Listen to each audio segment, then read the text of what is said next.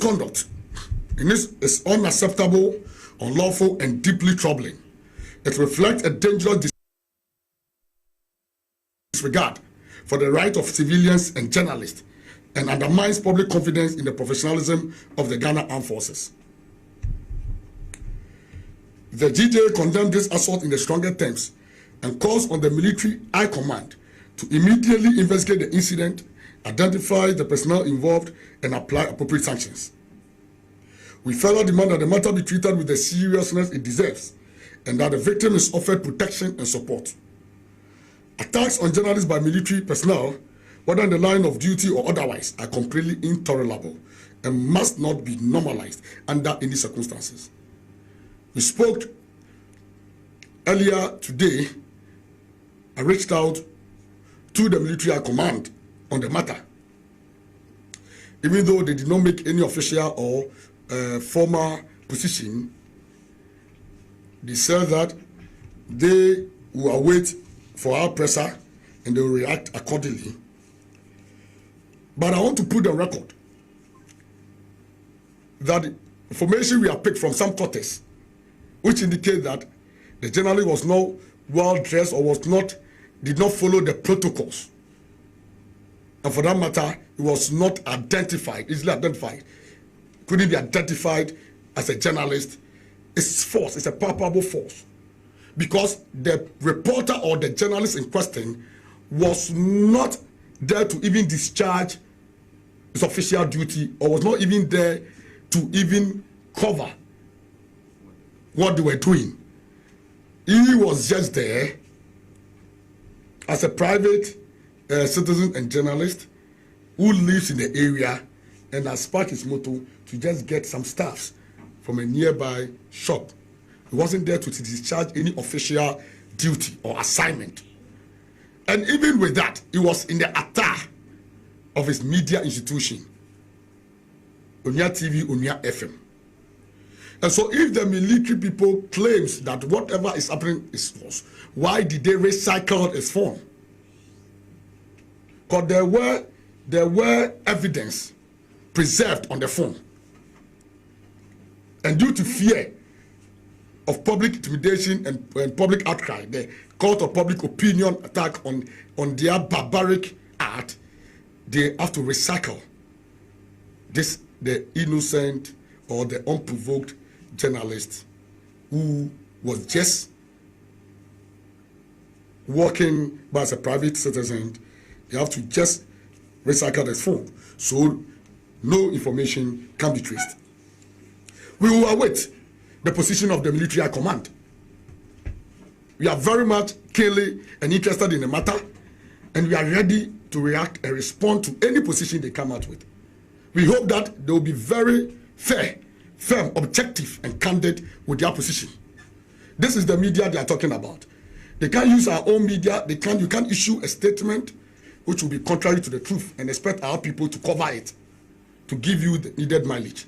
We will await the position of the military high command on this matter. Colleagues, it will be recorded that on July 30th, 2025, Carlos Kaloni, a journalist with multimedia group Joy News, was physically assaulted by armed individuals in military attire while covering a demolition exercise at the McDan warehouse on the Sprinters Road in Accra. It is quite unfortunate that the military high command has failed to act on the matter. With the latest attack in Waliwali, the respected image of the military continues to be dented. The military was said to be a disciplinary institution. There are people who do not involve themselves in such a barbaric and indisciplined act. But this time around, the latest attack in Waliwali, as we said, will dent the respected image of the military. We once again urge the military high command to demonstrate the professionalism it is known for by acting swiftly on these two incidents. Threat against journalists in the Upper East Region Boko conflict. We will make all our demands known at the end of the presser. Before I finish, our demand will be made clearly on all the cases we are touching on. So, threats against journalists in the Upper East region, Bawku conflict. Bawku as a warning zone for press safety. The Ghana Journalists Association is gravely alarmed by death threats, incitement to violence, and imminent attacks against journalists in the Upper East region, particularly the Upper East Regional Chairman of the GJA, Mr. Abed Sorry, in connection with their professional coverage of the protracted Bawku conflict.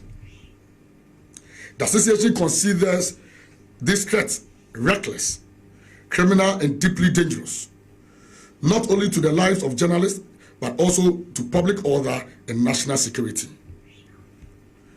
Journalists covering the Bawku conflict have been openly labeled enemies, subjected to coordinated online abuse, and threatened with death through social media posts, voice notes, and other forms of digital incitement. This deliberate targeting of journalists has created an atmosphere of fear and intimidation that could easily escalate into mob violence if not urgently addressed. The GJA has received a detailed incident report from Mr. Abed Sorry, outlining how a professional journalistic engagement was maliciously distorted and weaponized by faceless and pseudonymous actors to incite hostility and issue explicit death threats against him and other journalists. Similar threats have previously been directed at other media practitioners covering the Bawku conflict, pointing to a disturbing and recurring pattern of intimidation aimed at silencing the media. While the association acknowledges the initial engagement and collaboration with the Upper East Regional Police Command, we remain concerned that the persistence of this threat suggests that existing measures are insufficient.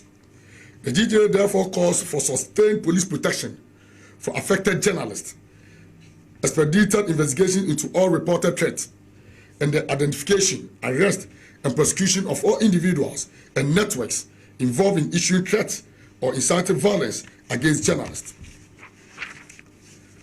We further call on the Ghana Police Service to publicly reaffirm in clear and unambiguous terms that threats or attacks against journalists will not be tolerated under any circumstances. Any harm to a journalist in the course of duty, particularly where prior threats have been reported, will represent a grave failure of protection and accountability. The GJA will not accept a reactive approach where action is only taken after harm has been done. We therefore put the state on notice that any attack on a journalist in the Upper East region, particularly where prior threats have been formally reported, will be treated as a direct failure of protection and will attract sustained national and international advocacy until accountability is secured. However, we reiterate our call for sustained protection, expedited investigations, and the arrest and prosecution of all persons issuing threats or inciting violence against journalists. Commendation of the Ghana Police Service. The GJA acknowledges the improved collaboration with the Ghana Police Service in recent times and commends the police administration under the leadership of Inspector General of Police Christian Yonu for its engagement with the Association on Journalist Safety. We encourage the police to deepen this cooperation and ensure that rogue officers who tarnish the image of the service are decisively dealt with. We must, however, hasten to add that the Tafo Kokrentumi attack has dented this newly cordial relationship, and we urge the police, especially the IGP, to act swiftly to provide further assurance of safety for journalists. The IGP, later part of last year, assured us that if nobody protects a journalist, he will personally ensure the protection and safety of journalists in this country. This he demonstrated during the by-election at Akwatia. And he has demonstrated that till this very incident. And we believe that we shouldn't sit down for this incident, this attack to me, to dent that record, to destroy the kind of relationship he has built with the media over the past few months, and the assurances and the love demonstrated to media, and even during a statement or comment at the dinner, the third GJ dinner night. We believe that the Inspector General of Police will use these officers as scapegoats to redeem his image and to assure the media that it still stands by his words. NPP Presidential Primary and Safety of Journalists. The GJA reiterates its call on the leadership of the New Patriotic Party to take full responsibility for the safety of journalists during its upcoming presidential primary to elect a flag bearer. We urge the party to clearly and publicly caution its supporters against attacking, intimidating, or obstructing journalists who will be deployed to cover the process. Political competition must never be allowed to degenerate into violence against the media. The GJA will be actively monitoring the entire election process through our regional structures across the country, and we will not hesitate to name and shame any individual or group that assault journalists in the course of this assignment. GJA red lines, non-negotiable standards for journalist safety. And these are red lines. In light of the escalating threats and attacks, the Ghana Journalists Association hereby set out the following red lines, which must never be crossed under any circumstances. No journalist must be assaulted, arrested, threatened, or obstructed for performing lawful professional duties, whether by state security officers, political party supporters, or private individuals. 2. No security agency is permitted to confiscate journalist equipment, delete content, or demand permission for coverage of events of public interest. What are you hiding? What do you have to hide? We are public interest media, and we don't need authorization. We don't need consent. We don't need approval to discharge our constitutional mandate as a public interest media. If it is a private engagement, fine. But once you are serving the nation, the interest of the public, no journalist need any authorization from any uniform officer or whatever to discharge their duty. 3. No reported threat against a journalist must be ignored or treated casually. All threats must trigger immediate risk assessment, protection, and investigation. 4. Internal disciplinary measures alone are unacceptable where criminal conduct against journalists has occurred. Such cases must be prosecuted in open court. Silence by institutions after attacks on journalists is unacceptable and will be interpreted as tolerance for impunity. And I take the 5 again. Silence by institutions after attacks on journalists is unacceptable and will be interpreted as tolerance for impunity. The GJ will vigorously pursue accountability for any violation of these red lines and will not hesitate to escalate matters to national and international partners where necessary. Our international partners are waiting on us to brief them with all the happenings in the country and will not hesitate to do so. GJA's demands. In light of the foregoing, the Ghana Journalists Association demands the following. 1. A public release of the investigation findings and sanctions by the Ghana National Fire Service. A public release of the investigation findings and sanctions by the Ghana National Fire Service. We are giving the fire service a 14 days ultimatum.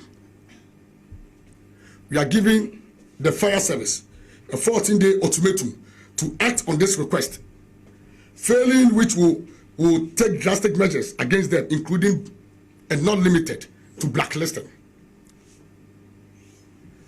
Failing which will take drastic measures against them, including but not limited to blacklisting. The immediate release of the PRO of the Ghana National Fire Service. This cannot be compromised. We can't work with him. Failure to do so, the GJA will have to take a position and advise our members and all media practitioners in the country as such on our position. So within these 14 days, we expect them to do these two things. Or reassign him, we don't care. Should we move him from there? We cannot deal with him. And let me also add that we are not only leaving the issue of criminal investigation alone or for the internal sanctions alone. We have taken both steps. As we speak now, our lawyers are busily preparing summons to take civil action against the perpetrators of this erroneous attack, of this barbaric attack, which occurred in Kaswa. First, as you may all recall, they were defending and saying that the officers in question have not even been identified, and they cannot even confirm whether they are their officers or whether they work for them. That was how it came. Later they said the journalist was not attacked. They only seized his phone and deleted pictures. Now we have all heard from the president, who has directed the immediate addition of this officer. So where are the officers? Now we know the officers now. Now it is very clear that they are officers of the Ghana National Fire Service. They are staff of the Ghana National Fire Service for that matter. And so we have the full details. And so aside the prosecution, we have the support of the media house, Class Media Group Limited, as well as the victim, that is our colleague who was also assaulted. We have the full support to take civil action, to take legal action against these officers. So we are going to ensure that all the actions are enforced or are enforced. So take note. This time around, we are not leaving it here just at the press conferences and talking. We are taking action. And once it is served, once we served the court case on them, the media will be duly informed. GJA, still on the GJA demands. The second one, or the third, the immediate arrest and prosecution of the police officer involved in the Kokrantumi assault. And that is what we've called the IGP, we've called on IGP to do daily. 4, clear directives from all security services prohibiting the assault, obstruction, or intimidation of journalists. 5, firm political party commitment to protect journalists during all political activities, including internal elections. The next one is the immediate investigation, arrest, prosecution of the military officers involved in the Wale Wale assault.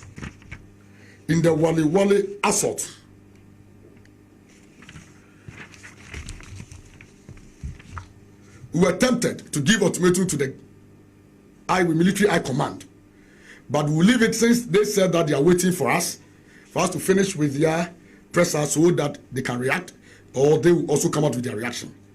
We will wait for the reaction of the military high command, and after that, we will come out and make our position known.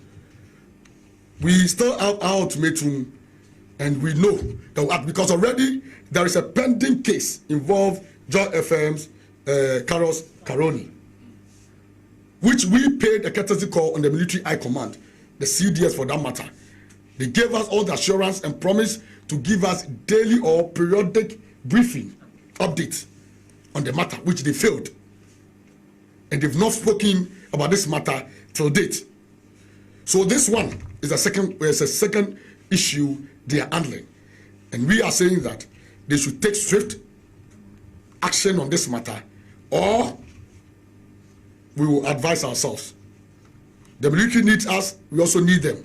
But they should know that they cannot subject us to inhuman treatment and put our lives in danger for anything. We are serving our nation. And for that matter, we need their protection, not the attack. We will, in the coming days, come out with a firmer stance on the attacks after a high-level engagement with key stakeholders in the media. We are calling on key stakeholder engagement, which is happening this week. Heads of media institutions, editors, past GJ executives, our key partner institutions or sister institutions, GIBA, Primpact, then we are all meeting to take a firm position and stand on this attacks. We encourage all journalists across the country to be strong, fearless, and unwavering in the discharge of their duties for Mother Ghana, for God and country. Violence in our country. Colleagues, the GJ unequivocally condemns the alarming and recurrent attacks on civilians by law enforcement agencies across the country. This act of brutality, intimidation, and excessive use of force represent a gross abuse of power and a flagrant violation of the fundamental rights guaranteed under the 1992 Constitution. It is deeply troubling that institutions entrusted with the protection of citizens are increasingly associated with fear, violence, and lawlessness. Such conduct not only endangers innocent lives, but also erodes public confidence in the state's ability and willingness to uphold justice, accountability, and the rule of law. The GJA is gravely concerned that violence in the Ghanaian society is fast getting out of hand, with law enforcement agencies repeatedly at the center of this disturbing incident. We have just January alone, the fire service, the police, the military, it's like they have gone for a caucus meeting and they've decided after all night service, maybe they made a resolution that this year they will be attacking us in badges. This one will do and this one will follow. No, it won't happen under our watch. The GJA is gravely concerned that violence in the Ghanaian society is fast getting out of hand, like I said, with law enforcement agencies repeatedly at the center of this disturbing incident. This dangerous trend must not be normalized. We therefore demand immediate and decisive action from the authorities to bring an end to this culture of impunity. Officers who engage in an act of violence against civilians must be promptly identified, interdicted, and prosecuted without hesitation. Failure to act decisively will only embolden further abuses and fuel public resentment, deepen fear, mistrust, insecurity, and weaken the democratic foundations of our country. Quite recently, the President of the Republic of Ghana, His Excellency John Dramani Mahama, promised to arrange a meeting with the security chiefs, that's security couples, security chiefs and the executives of the Ghana Journalists Association to help ease tension between the media and the security agencies. Mr. President, our distinguished member, a proud member of the GJA, this is the right time for that important meeting, given the recent disturbing development involving some security agencies. The time Memo akwaba edeba TVXYZ so baby a wa wo hwe me bia wa wo tie Power 97.9 FM so memo akwaba edeba dwumadi ayato ne day inside politics so baby a wo bia no nchia kese enkomo ye papa dwumadi ayato ne day inside politics na edi bro dia me disua Nicholas ya owusu Olsen obetumi Aframike Nicholas yemfa na ase kese mo twedi ampo Nyankopon se we bi ye osoro no de ndedu ya cha kwa impotechema da bodwe mo moja edi emu afuru sane a ewi abri atome ne wo bebi a wo hwe me bebi a wo tie me bia memeka ne se otwedi ampo Nyankopon na so medwe enka papa se mempempe wo de ato a imom kacho ne bi na no so nkanche ne bi so amon fento TVXYZ ye o multi TV digi box no so TV no so obetumi ahwe tie bi sa so na radio audio channel no so kwa obetumi tie Power FM ni na multi TV so me patro digital channel no free to air obetumi ahwe TVXYZ wo so ma bibia etumi akọ enkan ye won cry na cry there Power 97.9 FM ye topete some part of Central, some part of Eastern, some part of Ashanti region ni na no omutie 97.9 megahertz sa so na stream live on Facebook Power 979 FM. Facebook here, Power 979 FM. And sana, ye wo TVXYZ Ghana. TVXYZ Ghana. Ye kwa YouTuber, XYZ Broadcasting. Enti me pacho bebre. Ubetumi ahwe etie dwumadi bi. Na bibia etumi akonkai number of radio affiliate station omutie anoma fa dwumadi ma wo so bibia wo Ghana bia wotie yen wo kọ Bono regional Nsuma radio nkrankwanta Doma West into Doma Hinkro Wemfie Brekum gene mu ina no omutie wo Nsuma radio Border Town nkrankwanta and some part of Ivory Coast yeba half regional yakwa half regional capital yefro Hogos so me patcho nananum 92.5 FM the station with the greatest ambition make us say omafa dwumadi bi mogo so ne mpotem nkase mu hwediem Kenya asimu ina no omutie bi yeko isunafo south a eho na edunum radio ho sankwa ne mpotem kukum woko western north a se hwebo akomune ade na omafa bi a omutie wo so ahafo na ye ba tano north a eho na me pacho bebredua yankwanta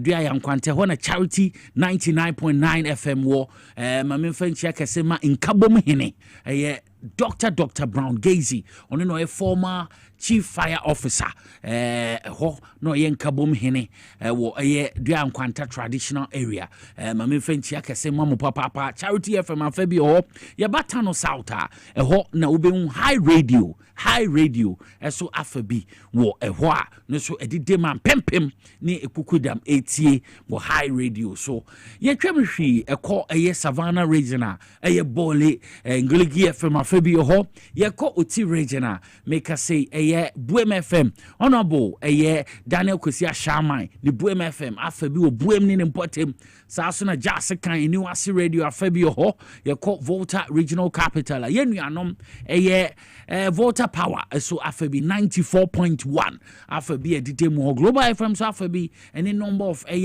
affiliate radio stations so ma fa dwumadi ye ma wakwaba edeba dwumadi so woni entena na ye from Nicholas yaw owusu Olsen obetumi Aframike the Nicholas me entena fi se ensem ho papa me dey aseda ma otwedi ampo Nyankopon wie ne de me be betena ha nipa bebre na nkesa na me ni omudi dwumen but here so se me acknowledge omo na osu hu se yes enya me nko anam ti amedi dwuma no but nipa pempem ta mechi a omo ni me di dwuma no the executive producer for the show Mr. Kelvin Asante ono na we di dwuma ni na twa bibia egu ho a odi abetu anim a me so me be execute TV director Ura Rav Jampo ono so director affairs o say ken o say to saka say yo ono so wo or director affairs papa Ura Rav Jampo we are Peter Cranting or elder or Pentecost kaswane important Ura Peter Cranting wo elder ansa na Ashaman boy your friend no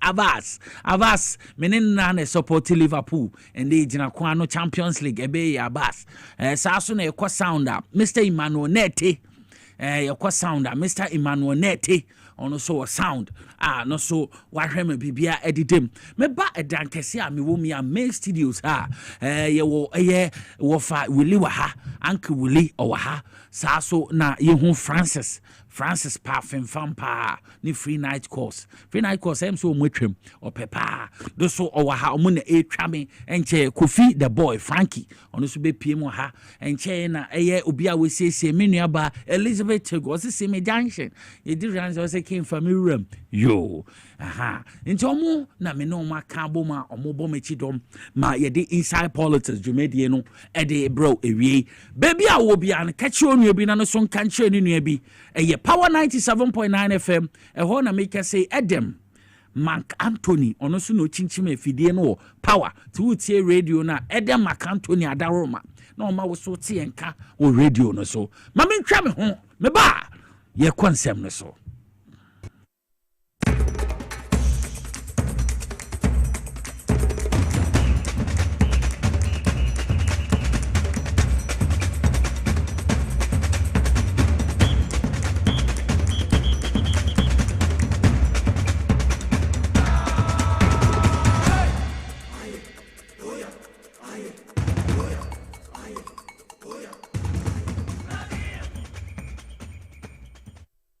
Wakwa bebiom the Bat TV XYZ Power 97.9 FM so na nsama gu bamba so na ye ba ebedi ehu enkomo make say Supreme Court akwashde High Court judgment na efa no Owura Matthew Nyandam election say course so pandai omuka so omu be rerun no ye be kai ansam no mefi High Court by ne say yenkoye rerun yento aba no foforo na ensami didima kopie mu Supreme Court and then no Supreme Court kwa setena no majority decision no 4-1 4-1 just a 4 nipa enum na omotena asem no so 4 say case na be ya che yentwem na ba so call say che yento aso enti na make say ade a omotwa asem no rerun no yaka say enya de o say ba so enti Tamale High Court me call so ho say che yenkoye rerun no and then no ma aba ne say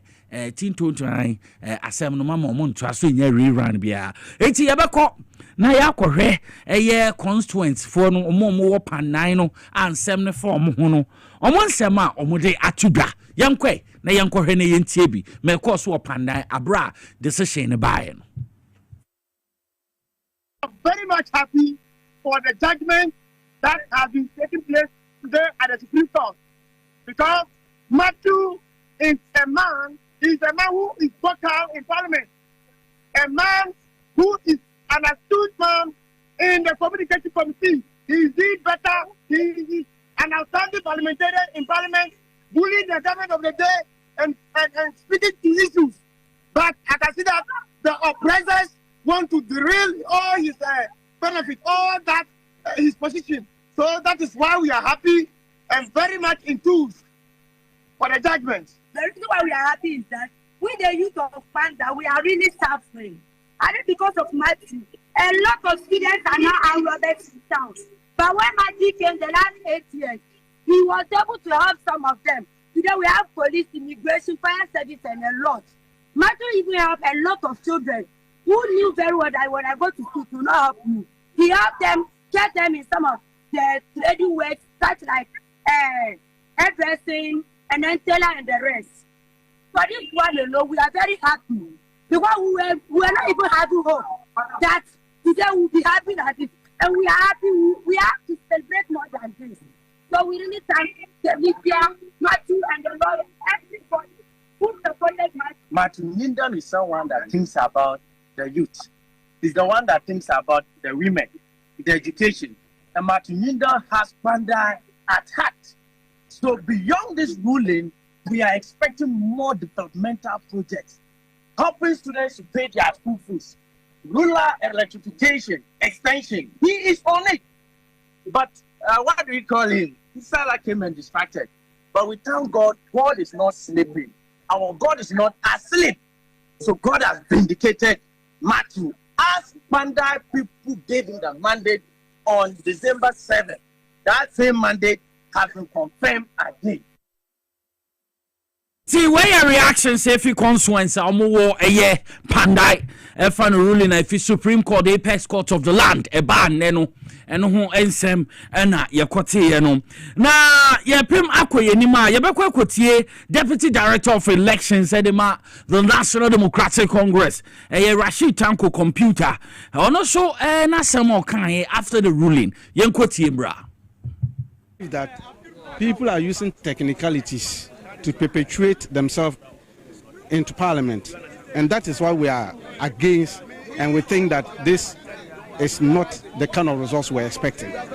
Because if you look at the ruling at the Tamale High Court, it was very clear that one polling station recorded 1,400 votes.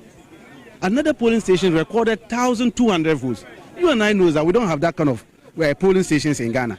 The highest we have is 750. So if somebody won an election with such a rule, polling resource, 1,400, 1,200, one polling station, that tells you a lot. Otherwise, it means that anytime I can rig an election and use backdoors, mean technicality, to allow the rigging to stay. You believe that this is what has happened in this matter? That is why we are saying that they use technicalities. They are talking of the Gazette. And that Gazette was brought by the MPP. And that's why we cited them for fraud in our affidavit. And then we believe that the Gazette that we used was the authentic Gazette because it emanated from the Electoral Commission. So the ruling is, that's why we are saying we will hold our horses for February 6th to see the reasoning behind that. And then we will take it because we believe that we can go the whole of review on this matter. We believe that Nyindam was not properly elected. Nyindam should not benefit from this technicalities that they have done. We respect the judges. Their ruling, that is the laws. Whatever they say, we have nothing against them. We are law-abiding political party. We will not call them names, unlike our opponents. Just 3 days ago, they held a press conference and ran down the whole judiciary. The Chief Justice and all the judges, they ran them down. The judge who made the ruling in Tamale, they called him all manner of names, said all manner of things. The NDC lost the Suhum one. The case is Suhum. We didn't call the judge any name. We accepted the verdict. Today, we are confident of winning. We lost. We accepted the decision, but we disagree. We wait for the reasoning and we take our action thereafter. Why didn't they tell the Tamale High Court when they were party to the matter? When the MPP brought the affidavit and attached the 6th January Gazette notification, Electoral Commission lawyers were sitting there at the case management stage. Why didn't they raise that matter? Why didn't they bring the Gazette of 2024, 24th December? Why didn't they bring it there? That is why we are citing them for fraud. They knew what they were doing. That's why they shouldn't benefit from this. But the laws have spoken. They've spoken. That is their decision. And then so we will look at it and see. We believe that Nyindam was not properly elected. The good people of Kanda did not elect Nyindam. Nyindam and his group rigged the election. And they were exposed by the Tamale High Court with the pinches indicating a polling station recording 1,400 votes. Another 1,200. So the 3,000 votes he has, 2 polling stations, he got 2,000 already. How can you get a resource like this and say you are an MP? This is a rigged election, but technicality is also part of the law, and they try to use that route and got the decision they've gotten. We are not relenting. We will come back to it. It's Rashid Tanko na yate Tanko computer Rashid Tanko computer Deputy Director of Elections the NDC Amayeko no also yate nka efano eye pandai case no yenkwe na yentie eye parties no so omo reps metre omo lawyers ahro omo kogina amamo yenkwotie lawyer Roxon na yentie lawyer Nimako so omo so views wo eye ruling e bae no. We are aggrieved by this decision, and therefore we will advise our candidate in the matter regarding the next step to take. But the court is a court of equity and of law. We should be interested in the Gazette notification published by the Assembly Press under the authority of the Electoral Commission that was brought to Parliament, for which people like me were sworn in. that cannot be a gazette that will be discounted by the court, because it's a public document. The NPP cannot benefit from that gazette notification and come to court and say that that is not the proper document. Thank you very much. I think that the Supreme Court has spoken emphatically that the decision of the Tamale High Court was made without jurisdiction, and so the court has quashed it and it's hereby quashed. So Honorable Nyindam still remains the MP and the people of Pandai. So we call it still maintained.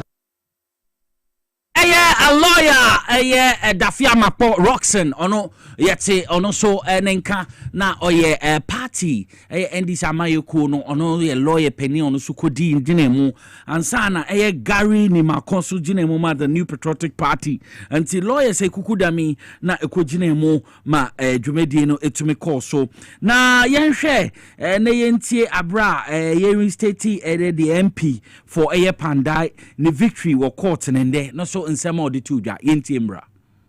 I also use this opportunity to thank the Supreme Court judges for the ruling, because it's clear that the people wanted to change the will of the people of Pandai, but the Supreme Court has affirmed the will of the people, and I'm most grateful to them. I also want to thank the party from the head to the bottom, that is national, regional, and the constituency, for the support they've given me. And the people of Pandai, I'm sure that when you are in Pandai today, you will see the joy of the people, because they voted for me and they expected me to serve them for the 4 years. I also want to thank His Excellency, the former Vice President, Dr. Mahmoud Bawumia, for the support he's given me throughout. I am most grateful. May God add several years to his current years. And I know by the will of God, he will serve this nation one day. I am very grateful. Thank you very much. Thank you. And the Atenano and then a copy of the Apex Court of the land. Supreme Court or no na menu yehu ma akono. Na and that's so Iowa East. Chain himself one a member of parliament make us say on Kakratias for whom bium has says ya by elections but contend is a mayokono and there na vetino ecosoma aspiranta or more Iowa Easter. Now make us say a functional executive committee I can effect of the NDC Amayoko rejected requester a Hajia Amina Adam Nukun Efimon or a former member of parliament the Mayawasu East a year Makanasa, a Turi Mahama. Omar rejected a Ninsamo de Baye, a deputy director of elections. Aka say, candidate be an vetting, who he saw Sawoba, no better than Hana yet Hane Nudin Como. A G.A.B. Crano wa Quentium, and no crano, says still no to me, but wo hapa na wo be caught, na to swabadia. We have so about vetting. What's na? No, it's na hane do din komoto to one. Inti so my rep be abade and yadia, a yadia on besusum, and on be way. Inti a ben here say ma meno bet nyaba, na yeti na no dinsem. Young que, name quotia a ye Hajia Amina a Adam. Ne rep, no so asamo de tuja, a funny answer me. She was to come out during the day for a brief period to do the vetting. So she did indeed come, and she has observed all the decorum that it demands. If you saw her and you knew Ajia, she was very modestly dressed, as she does every time. There was no excessive beautifications or, let me say, anything that would be so glamorous on her. And then when she came also, it's very alarming to see that the Muslim men that are supposed to support women Islamically, some of them were trying to make the process very difficult for Ajia, specifically Honorable Baba Jamal, because Ajia had made a request that for her to be able to observe all of these processes and stay briefly, she should be allowed to be the first person, she should be allowed to continue. And she's actually the first person to be here. But he, out of all the contestants, refused. All the other contestants accepted that she should be given that courtesy as a woman in this situation to get a vetting done, and then she can go. But yet he refused. And I have said somewhere that, you know, it shouldn't be the case. Maybe because in Apetia it was a woman that drove him out of parliament. So he's so scared of women. But as far as the religious situations is concerned, stage of what she does, which is mandatory, nobody could replace her. If anybody could stand in a steed to do this vetting, probably myself or any other person will go ahead and we will say what Ajia will say. But by requirement, she has to appear in person. That is why she's here. But as for the campaigning, meeting of delegates, Ajia will not do that because she has competent people, she has the team of delegates, she has a campaign team that will do that.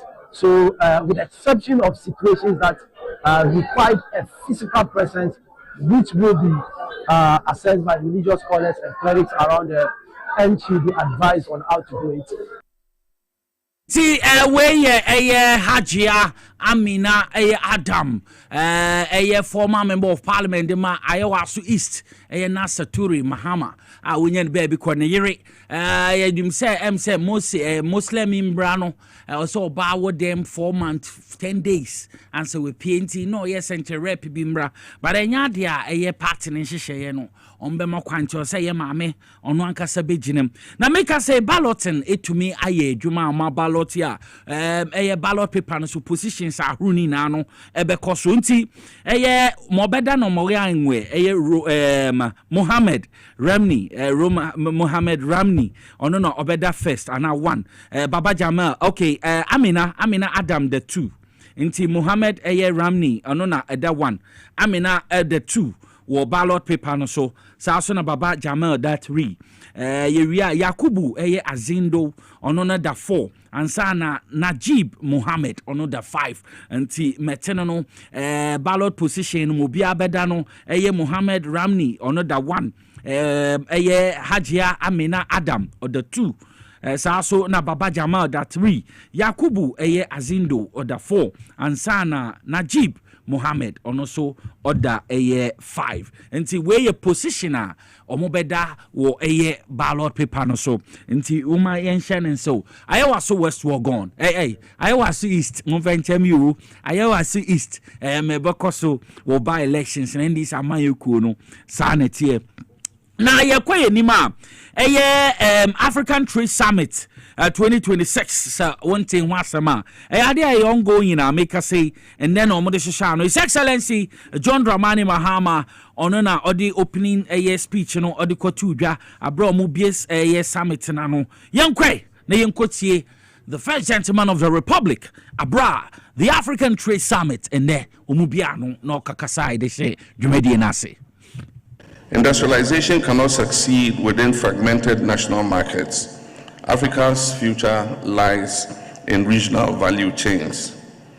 Not every country can produce everything, but together we can build competitive industries across our borders where raw materials, intermediate goods, and final products and finished products move seamlessly within our regions. This is how other areas have industrialized. To support this, Africa must invest in transport corridors, energy grids, digital infrastructure, while harmonizing standards and regulations. Industrial integration requires market integration. The African Continental Free Trade Area is the most ambitious integration project ever in the history of our continent. By creating a single market of over 1.3 billion people, African Continental Free Trade Area provides the scale African industry has long lacked to expand. It transforms Africa into a viable manufacturing and investment destination. And Ghana is proud to host the secretariat of this continental body and to be among the early adopters of trading under its preferences. But the African Continental Free Trade Area will not automatically industrialize Africa. It must be deliberately linked to industrial policy, infrastructure investment, and enterprise development. Reducing non-tariff barriers, simplifying customs procedures, improving logistics, and investing in digital trade infrastructure are essential if the African Continental Free Trade Area is to deliver on its promise. We're exercising greater sovereignty over our natural resources. The establishment of the Ghana Gold Board has given us greater control over our gold exports. In 2024, total gold exports from the small-scale mining sector was said to amount to 63 tons. Of this volume, the foreign exchange repatriation accounted for only about 40 tons of the exported gold. 23 tons of forex did not come back. Since the establishment of the Gold Board in April 2025, exports from the small-scale mining sector to date have increased to 104 tons, with 100% of the foreign exchange repatriated through our central bank.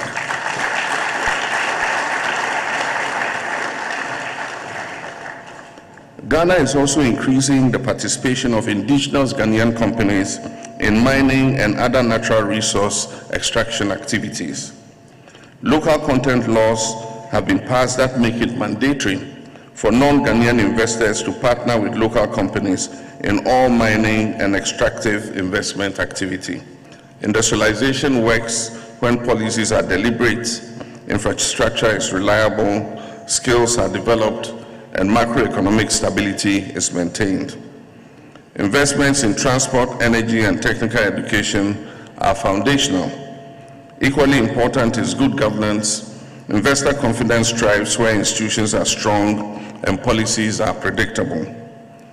Africa's industrial transformation cannot be achieved solely by governments. Governments must provide the leadership and stability. The private sector must invest and innovate. Financial institutions must design long-term financing solutions. Development partners must align with Africa's priorities. Pan-African institutions must coordinate and remove the barriers to integration. Let us envision an Africa with thriving industrial corridors, integrated supply chains, and competitive factories producing for African and global markets. An Africa where prosperity is shared and opportunity is created at home. This vision is bold but achievable. What is required now is urgency and resolve. We must move from declarations to delivery, from agreements to implementation, and from vision to construction. Let this Africa Trade Summit be remembered as a moment when commitments were matched with action and partnerships were forged to power Africa's industrial future. For decades, Africa has exported cocoa, oil, cotton, timber, and minerals in their raw form, only to re-import finished goods made from some of these same products at many times their original value. This model has deprived our economies of jobs, technology, and revenue. Consider cocoa, for which Ghana is one of the leading producers.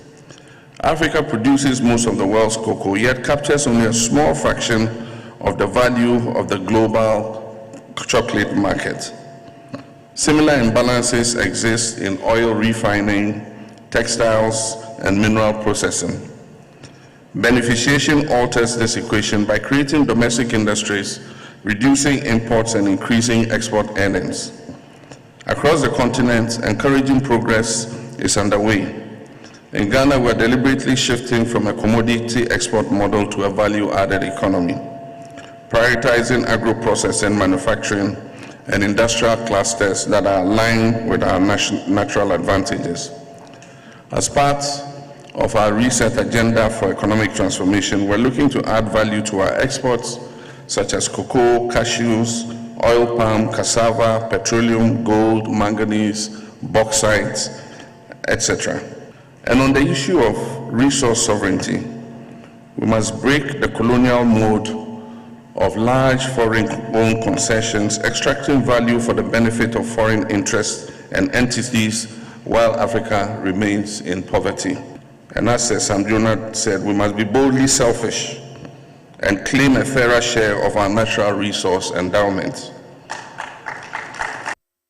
His Excellency John Dramani Mahama ono na ye kwahwe na brande African Trade Summit 2026 dwumadi ye course wa Accra ha ode na no December 2 dwo bie dwumadi na no anti ebse dwumadi no ochena so se beto so chena CEO de ma go board ora same jemfi ade ne so na no di beto dwumadi na se kama no bibie tumi akonka yankwe na yenkotie Victory garlic mixture omo na eboa me yede monologue bre yaba medi obi aso yede beto aso yentie Victory mbrasimanum enua Victory garlic mixture na wati ni dinati ati se na edro ni tie na no pasem ne se edro we adwuma ye titru pa ne se ebeboa ananana ne srade ewo ni badua ni muntin mu ama ohu atɔ kura ye dika obabi wo ha okomfikyire a ema edru awunya ye Victory garlic mixture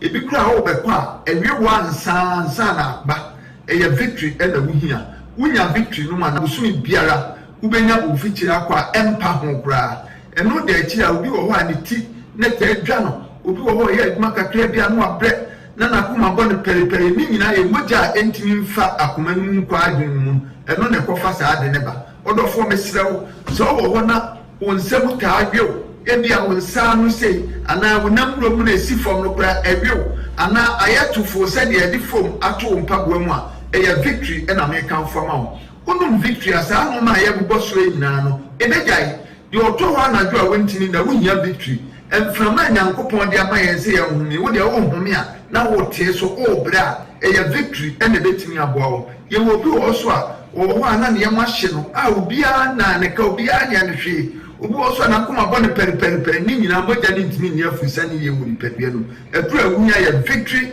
garlic mixture de watwa bra ya bia ya na se kokodue ne nam no ye ne basa eye Victory na me kan fo wunya Victory bi no a ebeboa wo se doctor de watwa duro so sani a ubetimi anom Victory na ka waduro wonna ne se waduro no na abenuma meeting aduasa no anom we so na abenuma no anom Victory no so achi meeting aduasa wo ye ne sa bibia abade kama ma se wona se tata wo ye agya ho aduma mesraw edura me kan fo ma wa ye Victory garlic mixture mesraw nipa ne bia danse a ye pese ye fa wo ma danse na tie na se wo so koto a ubenya sa danse kro no a ntwe mi mpedwa mi ntumi ni di mi yare so mene ko be 12 years di man ndo mojedru 5 minutes de tim matutu ana se na meti TV ntumi na me hwe ne mu se moton drobi esi Victory heba Victory garlic mixture ni mi todru sa wa modru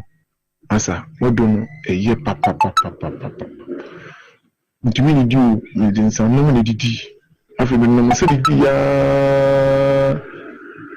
na afi insan na afi no ntumi di bi afi mi di ma edubo ni sa wi semi anu so no ntumi di anu so bi mu sa afi de anu so bi no ma ntumi di bi afi hu de me nya no na ti edu no kan o TV so a nem kutu bu ni no edu anopa eni ewiani enwure no ande no si afi nyampara mi no adbibi am tumi di no si afi na to ta ko ya black masa modro no die edoni ye na mi shira mo ajime pa me problem ye menstrual pains nda ne kakra mi so timi nya me menses no bosum ni ma me bre pa me brankasa me timi to tondro no ne se man ti se yesi ye bidro ha na makoto ba bia me we timi fa ka akọ obi kru so ekoto bidro me timi no bi chese na Victory ni die in fact I don't know me die wo mu die me koto bi me ti advert no TV so sada na me sorry anwunwe na me koto ye na da dana me say ade yi to me padi mu no mo ja tropa yi to me padi mu ti me trot me phone so kura say ha adwene a enka me de betum aka ho na mo hye te say so one way ya kwa kasa me bia me ya bo hye na me no maduro bi te say if sada na yi sa mo ja tro to me padi mu no me nyi me say no maduro e ma me hu sa e mo ja say like say kwotokwo te say ni na flow kama ti Victory tie mintimi enja nto ho te to de bia na mo ba so am mo so ma ba so na edon ne me di hu adanse obi si me de cholesterol sa de bone na aba mi nipadua ma be dia tenase wadro ye victory garlic mixture se we ya victory no ma cholesterol no se na ni density bia no victory be yin nyina afi nipadua no odofo wo pedia to anama ne 024 2545633 02425455633 and 020-129-3280 a victory mkunimdie ne ade nti adiateno ne yapema kwa yenima moma yansha nenso ye hu se the congestion exercise yame ya adoma 1st February Greater Accra region ha nti mo amowo Accra metropolitan area mo she ase monye crowd kole krote osune ne importem some part of circle ene adabraka moni adi asalam down no so adi congestion exercise because so nyame ya atoma kwesiada mo so amowo Ayawaso Central Moso munye ready the congestion exercise baby a kiosks ne your friend is saying containers ne DCC unapproved areas bia ye ma mo kwan se mundi dwuma bi the congestion exercise be koso wo ho enti munye crado sa so na Ablekuma Central and so munye crado no so ebe koso sa ansa na ye ko Ayawaso East enti nyame ya adoma Ayawaso East so the congestion exercise ni na no ehya ase 1st February enti Sunday na dwumadi en be koso de twato kwaye ladade kotopon ni na no ade a sa the congestion exercise ebe koso enti misisu biom Accra metro area Accra metro meka Accra proper odododio wo ba makwala mo wo ko Kaneshi some part of circle say North Kaneshi ni mekeka huina munye crowd mo amwo under AM no munhye ne so ye ba kole krota osu haka ho sa so na adabraka some part of circle any salam down no mekeka huina so no so the congestion exercise no ebekoso moma yenhye ne so na ya yenda sa Ayawaso Central no so ade ebekoso Ablekuma Central sa so na Ayawaso East no so ebekoso sansana la dade kotopon nti moma yenhye ne so yenim sa asemi ye bom nkaye somewhere November last year na ye kan sansemi kire mo nti monhye ne so say kwisia day 1st February ye na ye beba behwe ha dwumedie ne bekoso wa wonim titu woko Accra metro o ma sheda the red paint pavement no so e dia fa so achim nti ese mentra red paint no woko Kaneshi sesi ankofo atra red paint woko makwalo ankofo atra CMB ni na o ma atra nti san dwumadie no mo behwe ukiyos no container na si bia anye sesi a me pacho sa de ni na no ba be koso sa nti de eteno no mamfa nchia kesema chairman Sofo Osman Dauda wone chairman Dela Guda maminchia mo papa woko aboso Prisia Valley constituency omo woko aboso ward A and ward B respectively omo na chairman omo deda no omo aso na hwe gangway ewo aboso gangway responsible cooperative mining ewo ho omo na dano omo bo adwuma timo nkoso mbo adwuma na bibia ntum nkonkan na aboso mfa no ntuma pemfradi chairman Sofo Osman Dauda maminchia woni Dela Guda michia mo papa me kwa pinto so a maminchia Ebenezer Abanyaga woni apintofo a mo so mo wo me cooperative mining responsible one muni adwumayfo a mo ho ina so ntia kese enkoma mo papa na ya pem akoye nim de a na monim se Power Specialist Herbal Hospital me amiti manum bia yawe bia na menom no menyama yaresa jirikajiri me ye program na obi to menkra pani pao o se ken jirikajiri membo stay na fasi ho mame na me say Dr. Adaroma o de beja ende ye ma Francis Ntunkoton nti jikaji we be ma na wa hoden abefom a wonya bia eno na eye blue no eye kama pa ye wo malamix eye edu aya eye herbal malamix malaria no so wonya bi no ma ebetu malaria se bia wenu mwanya o de wontumi ndidi wo pedro ebetumi abo wanom ahyehye yi kama wonya eye edu aya herbal tonica no so eye loss of appetite wontumi ndidi bunya bona eda yesi baba bona nre aha nti food nse rem sa wonya bi no ma ebebo papa kala Dr. David Okrete kala no so me pacho kala na ye typhoid ni typhoid ya reboni radio adwuma ya na me nua bi ye bi na ibi ye doctor ekoye no operation na se no nso tuetue no nso obre pa besi nde onsi ni dadem na hoden no enti se onye gidigidi ni ade enti ha adwene ye was stubborn ewa say what be a very stubborn winya eye cough care ni bia edu aya eye cough care ni bia no so ebebo and stomach upset no so winya SK na ebebo papa Power Specialist Herbal Hospital the whole Ghana baso body on magic even so na that so yare your friend hepatitis A B C D and E Woody chine yes ni anu edro meka kone kosia Dr. Akosia edu ya ohene yere no be mo we hu se no kre yedi edro beka ma pe bebi afa kosia Dr. ohene ba ombebo papa ma yare na pe bebi afa na bibie etumi akonka nti Power Specialist mbreni you assume na tie omo onura horo na wokọ hospital wo so we ni beji nti Mama Dr. Akwaba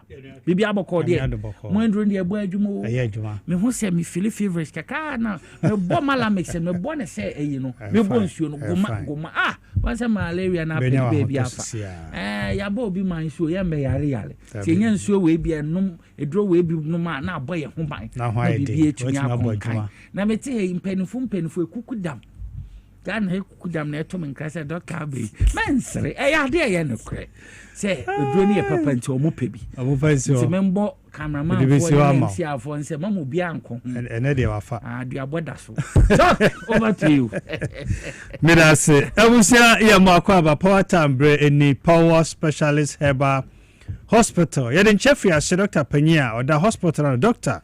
Akosia edu aya ho de mo bibia ojebre na ohwe Power Time de be ensem nyina ne sa dansi dia nkrofo edifa power ho TV so radio so internet ene emia hodro no onsu be ka dansi di fo no ho bi Power Specialist Herbal Hospital dodo na fa last stop you kuma se won crime ena ye water cra de kuma se ofe yase ye ni Jasper Filling Station di enhwani mu wo aputo ja contrast kwan ne so Lake Road ena ye wo akra wo kwa benya ACP kwan so ne block factory no edi enhwani na fe takra de wo Anaje Estate Customs Road ye ne singa washing be ni so di enhwani mu ye numbers no ayamiensa famu bia na frɛ ofra branch na ebel no na yama direction ba ho no abejo ayrosa numbers ne 0555 79 78 78 0200 38 38 31 and 0244 54 44 22 Monday to Saturdays and the day Sunday penny da ye adwuma if you holidays ye adwuma or your branches in them to be obia any idea bia show so a chair chinchini abrabo muka one no sa abamobu aye so ye de we de no na duko wo mu amesro be ba ko pesa sa okọ na unya wa yaresa aye Power Specialist Hospital on fire de ne ma ensa mfa nkọ nyankopon ama doctor ko so do ya hamanura ye de sa ya de etu ase wo ba lab papa bia wo hia se ma ye no be ye be edifiri be hwe mu so hia se ma ye scan wo hia se ma ye extra ni hu ade pote pa e de sa symptoms na ba so na be ye ansa na dira account da bia me ka say ye ntuti just symptoms ye tackle the cause of symptoms no na fe ya so ya de etu ase fa ya de ne bra nyame adom on san fa ya de no enko se ne edikan ene de edikan a wo hwe Power Time na what test hepatitis B positive a misraw baby asasa wokọ eye ba kopẹ Power Specialist Herbal Hospital baby a wokọ hepatitis B ne ye wa duro eye betimi asaya de fru moja no mu amara ko negative eye Power Specialist Herbal Hospital so what test positive next wokọ tena baby a ka tro say ade we de ye so no de amount ye manage de amount misraw somirikam dwane tumirika bra power specialist hospital entena ema oliver no enko hono entena o oliver no enko sai enne o mede owura bi maame bi eba ye hospital hon mo a chese wo hwe na nhwe wi wani susu enyi abusua enya sam ketwa wagegye dem se ya ne asore ha ne ha ne fu bosuru se tan nani aye very yellow to say anwa ede no aduane no misro debiam ka say ansan bo so yefu na hono ye zo liver no esiri say ye kwam no ene ya unu se what test hepatitis B positive ene ya wan ka say nu say ade na bi wo mojamu ene na se otumika ene na se otu anamon ene na se ohwehwe power specialist about hospital cha kwai sentri se baby akopɛ hepatitis B ubodin a na ye din tato power specialist herbal hospital Kumasi Enkran na fe takrade say ye ukunu say ye oba say ye oyire say ye onua bi Mr. Mane shedem na onsu men ka say ade ni ne aduro oba power specialist herbal hospital a ye cure yade no ye tu asefri mojade mu na so nya wa hoto ba bia obi a wo de abranyam yadom ayaresa e wo hono ede emaw wona wo de adanse ne doso TV so radio so internet me yahodo obi a ba na report aka ho before and after treatment you show ni nyina mo obi hu e bro ba ye said na tie odumodo no kakra san kwai ba bia na so atia kodu akọ negative no ye san ye profile no confirm sampa e mo na makokora anim hepatitis B ni master a power specialist herbal hospital o de na ye fatty liver a liver enlargement a liver cirrhosis so TV ni so say liver mienu e na da so wa anka sabedi adanse se de yade wo mu no e na huhuru no ayete se sika akọ na da ho no aye very yellow so hwe de wo fom na ehu ne smooth kama liver papa ye adwuma no liver papa ehu ni asam no ba so hwe de da soro ho no a ahuhuru aye kese srade na ada ho fat liver no se liver no ti se ya se de tie ba yefu na ba ho no yefu na ba ye den wani abaye very yellow wo Johnson ne baye to say Lipton and as a coke bon kai so liver no e wo severe problem o liver no e wo danger mu a wo di agoro betimi akun say liver no say a wo susu betimi awu enu nti ya kan for liver care e di amount do ya liver care e bodjuma papa e be see liver no di amount e be na ne srade ni nyina afiri ho na liver no ya de ama so ho timi aton o de na kidney stones and kidney cells and how Nasi nyina sha se tata mu na atom usisi achi ya ya lower back ho ya ya show ama severe waist pain and for kidneys eniagro kidney stones kidney cells bra power specialist about hospital nyamiadum ayaresa ho no edema wo ya bema o Johnson a sha se ya basabasa wo chim denden ansa na Johnson aba Johnson de wa ma ho kwan se Johnson ma say de na Johnson mai ba Johnson aba ba man mu ya o ya show Johnson yo tinka sa Johnson bia kam Johnson wie ne moja di akire obo kra o sha se Johnson ade ba ni nyire ye moja nko a misro ebetimi adunya kese entena ho me afa catheter nko show ba mam se betima your prostate betima your blood cystitis bia your kidneys betima your ureter na so urethra ana your gonorrhea na syphilis bia bia atwam nya na fene susun sanso na ba prostate enfend agro tumrika bra power specialist hospital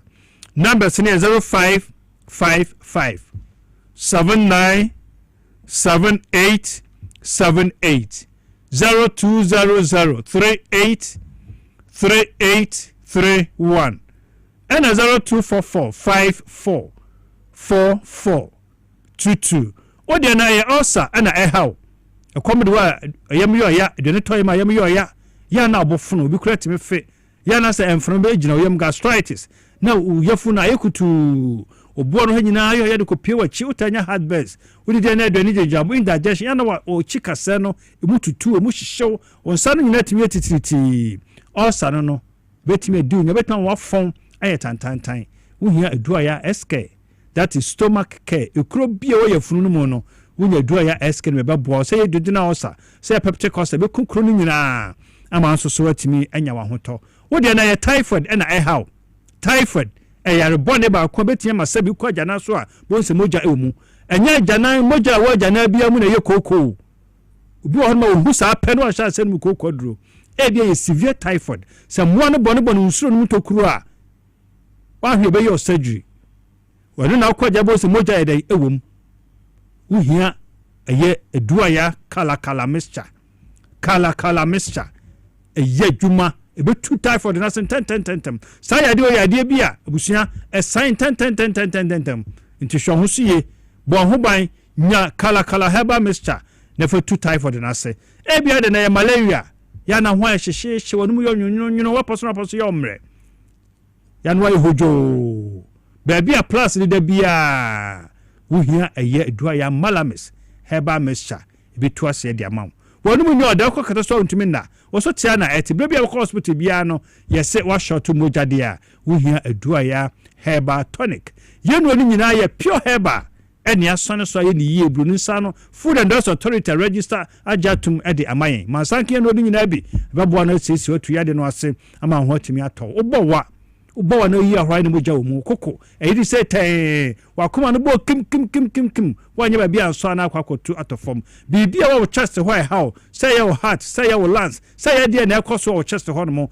wo hia adua ya cough care herbal mixture yɛ friend chest cough ɛyɛ adwuma bɛsiesie ama home na wo soro da bia no wo so aba fam ama watumi ada kama yɛ wo jiri ka jiri herbal mixture ɛyɛ me vitality ɛyɛ adwuma bɛyi ntini mu nyinaa ma mogya no atumi akɔta ntini no na bɛrima no wabɔ mogya yɛ adwuma te sɛ bɛrima mu a ne sɛ onya herbal mixture immune system booster ne de support ne deɛ a kyɛ sɛ baabi awu ɛde aba baabi awu bi a hwehwɛ no nyinaa bi akyerɛ kwan na bɛboa na asiesie onipadua na ma ho atumi atɔ mesrɛw moyɛ awarefoɔ matena for 12 years 12 months awɔn ɛmayɛ a yɛ problem mohu ointment ne da tv ne so no woyɛ adwumaden woyɛ carpenter ni woyɛ mason ni woyɛ fitani wakɔyɛ adwumaden akɔbɔ kim aba na honum nyinaa yɛ ɔyɛ apɛ wɔ mɔta bi dware titinkuwa bi ya fa twetwo hu na bia wotɔ hɔ atim wada kama de bɛkye no na ho ɛden hwehwɛ no nyinaa bi akyerɛ kwan pampabɔ ne ɛwɔ num abra ɛbɛboa atuade no ɔsɛ ma kɔmpɔ hyɛ ominu bɛma wontumi mɔtae ɔba wontumi ni wakɔ mu a bra bɛma ɔdura bɛna no nyinaa yadeɛ bi a titu bi a yɛntumi anka ho asɛm no ɛnyɛ sɛ ɛnyɛ ho adwuma ɛyɛ brɛ no ntia bra power specialist herbal hospital yɛwɔ kumase yɛwɔ nkran ɛna yɛwɔ takra de kumase ofe yi ase yɛne jasper free station di nhwɛ ne mu wɔ aputo gya kontra se kwan ne so lake road ɛna yɛwɔ akra wɔ kwabenya ACP kwan so ne block factory no edi nhwɛrem na afei takra de wɔ anage estate customs road yɛne single worship bay no edi nhwɛrem frɛ yɛn 0555 797878 0200 3831 and 0244 544422 Monday to Saturdays and your dear Jim. You made mother said a Sabri so if I sign any more a share you. Papa Power Specialist about hospital.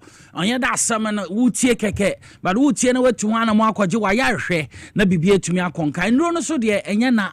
Wo market team wodi ho kan kotobi nanom na ji wapo muden na bibia ntumi nkonka chairman so force man dauda mebrobi na wanom papa because badwuma yi mnim so onom so ebeboa nti mebrobi pa wotumi abobo na eyeduru papa nti ediete no ma mfanchi amodu emfama the women's organizer edema for blue ni si ho the women organizer edema okan north Okaikwe Central, Okaikwe Central, women organizer Okaikwe Central, Lydia Angel Nutako, Lydia Angel Nutako, do you know friend Lydia double, and see a women organizer the ma Okaikwe Central, baby I will be a Lydia double.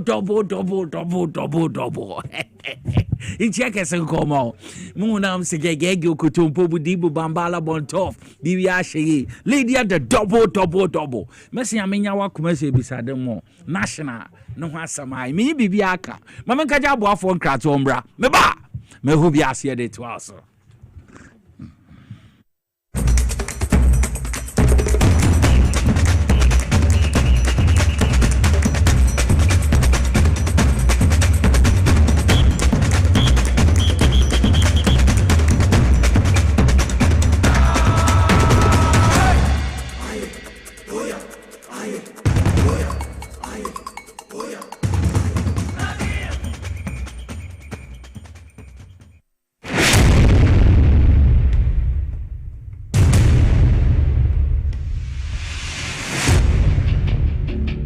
every human body mass should have at least 60% water for optimal performance in any physical or mental exercise. We can help you maintain it naturally.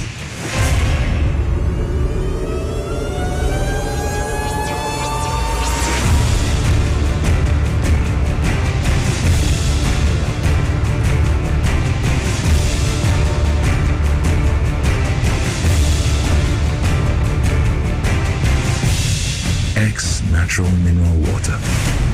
Simply natural. For bulk purchase, call 0596 273 546 or 0596 273 547. This advert is FDA approved.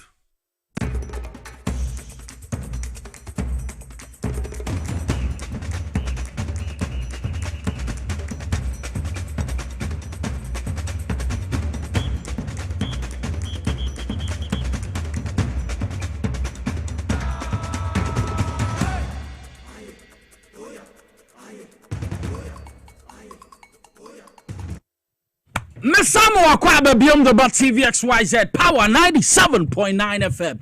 Baby, I will be an inchia kese and come once again. I mean, Dr. Albert Brown Gazy, a former fire chief officer, and I say a former chief fire officer, the Ghana National Fire Service. Papa mi chiao, to saying we en kabom hini wo dua and quanta traditional area. Mi chiao papa, nyame ya duma Saturday. Mrs. Gazy. Mommy papa bi. Nyame aduma Saturday wudi wa oda. Enti Saturday de wan pay oboja. Ma Mrs. Mami cheche o papa also we dia nkwanta this year. Enti woni daddy me cheche am papa awie. Me didi say Dr. Brown Gazy ho ye nkabo me hene me chiao. Na me chiao ho kanin so papa oye former chief fire officer the Ghana National Fire Service. Na ye kwe ni ma. Na me menchia the current chief fire officer at the Ghana National Fire Service. Ye mame Daniela Mawusi Sapon. Daniela Mawusi Sapon. Mommy na te say wo bibi aboko de ye cheche o papa wo bo adwuma. O say adwuma na ye papa Albert Brown Gazy oboye no. Ye bo say adwuma ni wie ye no. Abansi samba ye sa ban ye twemu kwei nema nkwe ye hu ne ye tama omo mbedi etie no omo ntum ye hu omo ye but ye ma me ma usi sapon edeja to circle am fro so ken ye duru ho dada ya ye wo post wo ho dada enti Madam Daniela ma usi sapon baby a wo bia chief fire officer mommy I salute you badjuma when wo man mo badjuma ye papa enti one of fire service adjuma mo ade nti nyame shop papa wo nepa wo di ra Ghana National Fire Service ma bibia etumi konkan nchi akese nkomo Madam Daniela Mawusi Sapon bi di se wo ho ye pa baby edru ye nsembre iba akoma na memfentre mo na monhwe edru ni ye friend otwea herbal powder chairman so force man dauda ma wo mani nyina shehu mu nyina nkope binto na ye kama pa mu nyina mpe binto ye friend otwea herbal powder wo ma aboso gangwe responsible mind mu nyina mo mpe binto e kama otwea herbal powder be ma wa yembre wo mpem unya binum ebebo kokko hu se adwuma no mokoto sore usisi na ye wo ya unya bi ebebo wa otwea herbal powder enu ni oba obu nsa wo hu ni yi sisi no madwuma no sisi okokoso ba se wunya ebi ebebo mo hia ni warm water enye nso hia ebepopo wenum no wunya warm water kakra na odi kakra go powder odi guma obon guma na say mo kwata adi na enye mmemandro man no me kwata adi na ma me frame do hu say otwa heba pa mudru ya ma me jedua o se ewusu bro nyi me command o se ewusu edru no yo enti erebe memende ya san febibra na first na muntum ntena mumu nyame ado mutum ntena mumu tereba ti ma me jedu amreba ama bro bi ai o try about powder e de na wo ho medase orofo mama akwaba emfa omra Divine Hope Herbal Center yaso ye kese e wo Kumase abusuakuru junction me pacho ho ene ebutuo ye dro wanso e de aba dwama so Ghana nyino bi aka ho asem ene ochia herbal powder me pacho aduro no enie aduro no Ghana for say de omo de aka ho kra ne say packaging no omo say excellent omo te so a woma sode omo se de packaging ne tie no awurade nyame anupo na eku omo no na de omo ni se binum se na nkaduro yo mo fi se de wa ye ka ho asem na Ghana for nso enum no aya no madwe omo se enkomo no omo konum bia ebi ebe pege omo anase aduro kure bia ekire enyo me pacho nye sa ne tie aduro yi echi enye nwono ensanso empege o na mo madwuma ebeye ewo wusisi mu me pacho tie miye se wo obi a wo sisi yade manyi akinye maame papa abrantie ababawa me pacho wo obi a sisi yade aba betena wo so wo obi a usisi mu ta tutu wo obi a usisi mu ta ya wo ya wo obi a wo dana wo sode a eye dene maame wo kodwa so waton ne mawie paake wo ne ma de aba fie no ya na aye dene driver ni wo shenkani a wutie me wuchi wie kwa koye u sales a me pacho u koduka ona ho a na ye dene so besi kura de afika na chi esane sisi ya de enti me pacho wadru enie menje akinye tie me ye ebinum agye atum sisi ya de no omo inherit e de afi wo mo nana ho wo ma gye de afiri wo mo papa ho wo ma gye e de afiri wo mo nana ba bi ho ana mo nana ba ma bi ho me pacho sisi ya de enye ejapade ene ye de agyaw enye dan enye ka enye wi obi a ye se da bi sisia de we de abusuan ye de a etino bia emfa bi me pacho da bi anji ntum saa eye yade na wo ye bema nso na se wo sisia de a ene okra da wasem mbokra bema wo sisie mu haw na wo sisi no etimi koba ene abiro bi bese treke tie ni ye emre wafo no zo mutumi nka treke ni ye edia no mo ka ne se treke me pacho wo ye bema wo sisie mu haw entimi nyi match ye ema ye gima che ne kura sanso de fa wachi o de wasem wo mobo me pacho waduro ene wotwea herbal powder sisi ya de enti bema o mema yosem abafo mu a me pacho waduro enie menje achiye nyame tumi a ewe aduro mu nti se wo sisi ya de to aduro yi enom ne baako anapa baako anumere baako anapa baako anumere eto so ento ankonkosi bese bosome baako me pacho se uto aduro ji box yi sei ehyem baako aduro num 50 ene hyemu ebinim omo ko pharmacy shop herbal shop a okwa se ope baako sei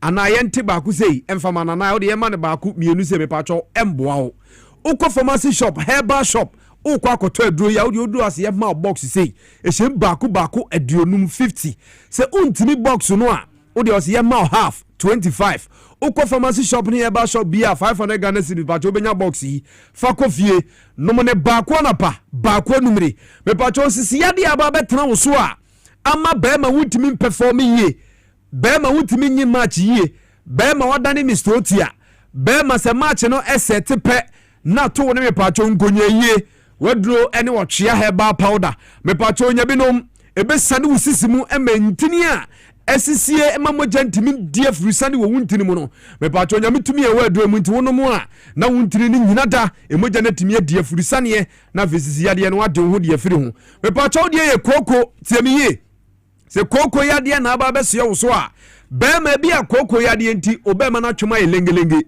ebidum frɛ na obose ochia yate se moduro mu no mu a ema obema ne ye kese bula matali no ema ni cheze epeja kosoro ene yesi da binya sa na tie na bomu no so yo bia koko yade nti obema na twema ye lengelenge koko nti ubema na mem akwa akohyemu anya saa na nyame de bowo nyankopɔ boye no ɔma obia ne de ne seso sɛ de bi obetumi de abɔ adwuma no afili ba bia wo de koko nti no ama wo de no so ate me pacho ne waduro ene wotwea herbal powder ono masa koko yade no pacho na esanso ma obema no so agina brane esane sɛ yentini ene di ebema ne mu akoniaba etientini esane ye bema ne mu no emoja ne die frusane koba sa no a etimi buo ma bema ne timi gina so yie na bom se kokonti bema obema no ya adwodwo de ne mpacho waduro ene wotwea herbal powder koko ne mfa oni baby afifiri wo ebi a wonu kokonti ana woyam tabom kunkunkunu me pacho waduro ne wotwea herbal powder wonso a kokonti uta kwan wuminimu da bia me ka kire wo se kokonti utaye mesi unkwa pietu so unkusia se de sifa bo beauty unko ki beauty ho onko hama last two ho enko sua beat bo na so da bia wo du minim Ghana piano be da yibi sense makacho se dope nation wo mo no mutimi ehihye beat boto enya hit kakalika me pa cho wutimi fa emeki hit eti waduru enie nyabinom na koko yade ama wo kwan wo mini mo no de ho fafiri ho obi nso koko nti otapusa nani wapusa nani sama nani sei ayese ko ene yese match ne kura seti akoko nti wapusa nani ano wode sabi wode fa nchen de sinchen me patwa hwini oba bi beta wati kwahwe wasum eyo heba powder nyabinom na koko yade bi afifiri no patwa de ho fafiri ho koko nti bi a nso sabi uja na ya maman wo mu a waduro no heba powder oyo oba wo fichiri komu hawo wo fichiri kona tutu sisi ema no me pacho muntie mi ye ema ne ho ni duru ho a ya na mani abresanse ema ne bi ho ma tenka yira oyo oba no watenka yira me pacho se bi yemwa oba de watenka de o se timi gina mu ye sanse be ma na no mo twa heba pada no ema mo je die furisane ye woni ntinimu mani ma gina so ba ya won so da ho se mu amu a me pacho de bi unyo twa heba pada ni bi ya oba numbers ne gu ye screen so no utie radio na me boy numbers ne de ama fa ye betira o de o de be ka twa heba powder ho a wo benom na oba wa fichiri komu hawo no me pa cho ubetimi asi ano kwan tie me ye obi wo ko be se 3 months ni 4 months ni obi de 6 months na fichi kono ohusu ye obi so de ba misi dede pa yeries nyina na obi atenenka wo fa ye numbers no a frey ye betira o de o de be ka twa heba powder ho a benom no oba wa fichiri komu hawo no obedi hu de afiri ho na wo de hu de afiri ho no aha na man me fa ni 2:1 no we tobacco na je ba ko faka ho na se o torch ya ba powder asaya de no ne sanso de ade ba ko ka ho twiwaten ka ne de aba libido no no ba tumi sampa yoso mu a waye nyembo yenso mu anye dabi eyo chia heba powder me pa cho nya bi no wonso a yentini a esaya to ase ase kosi ye na akokomu ha wode ne ya na mu tatutu me pa cho waduro eni onase taye titiriti o chia heba powder da o sorry junso sa waduro eni me pa cho esisi ade ene hawa eyo chia heba powder pharmacy shop ne heba shop bia ode ye koko maka kiro me pa cho pharmacy shop ne heba shop bia odu aso po chia heba powder edro nom enye dene tie mi ye ofa ba ku sei etigu cup mu a enso no ye ne muhumuhu enye ne hyehye pa sade ye wonum tea no a sa pepepe same formula na wodi agu menye sure so wonum tea ma ne hyehye tekrema so da bi etunya ne se no tigu mu a nom baako na pa baako numeri baako na pa baako numeri sisi yade bia ebeyira ede afiri okoko yade bia me pa cho ebeyira ede afi ho maame papa tiemiye enye se bia kasa no ena wana se enye se bia eduro ne ye hu dede esane se Ghana fo age atum no munim adwuma ebonti no enu ti ne ye basa yi a ye ka kire wo se ko pharmacy shop ne ye ba shop bia na wosisi yade atena wo so ache no unya aduro bi no pa cho obede ho ede afi ho pharmacy shop ne ye ba shop bia maka kire wo Ghana fa na ba bia won betimi aka bi misisei ena box no etie ukọ pharmacy shop ne ye ba shop a wo se ochia herbal powder no ye ma box usisi yade no di kotuna se koko yade odi kotuna se na bema watimi age match age niye me pa cho mo amo Madina udu Race Junction Queen Bubune eho ena na so ye kese no ewo baby a gas filling station wo no Race Junction Madina udu a Queen Bubune ewo ho me pa cho mo amo Ashamai Aboy City me pa cho udru ha Tocha Mai aha ne town ho Aboy man ne town eno no Ashamai Presby Junction me pacho udu ha House of Drugs udu ha onsa ebetimi akabi mo la pass impatem baby a Angel FM abronsa kese na se onsa betimi akabi sek impatem baby a wo bia bowura mu Kesben FM onsa betimi akabi pacho ko fodia Gapsin Pharmacy sanso na tema na naboache mo kasoa Juke Pharmacy osabetimi akabi je number no ne frey dudu a upetuo bia osabetimi akabi number no 0591 56 55 57 0591 56 55 57 and 0550 639037 0550 639037 na Kenya last number no so 0551 228281 0551 228281 ochia heba powder je tua to ze jane se working obeba mama no dark and lovely asibe brain na ijane show am se den obeba ochia heba powder pa hwenko full speed o mudi kofi wo kwan Kofi Ashe da kwaso camera so obeji o me kai ti Kofi Ashe camera maybe eduma me ja boafo nkrato ne mbra me ba ye wo honorable Peter Yaukwachiaka, former member of parliament, Edema Amenfi Central, Betenenka, Sasso de Betty Justice, ye boa, ye Beteno Sonenka, and also a president, the Progressive Youth Federation of Ghana. E kuku damina me no mo bedin komo wo inside politics so me ba sesia.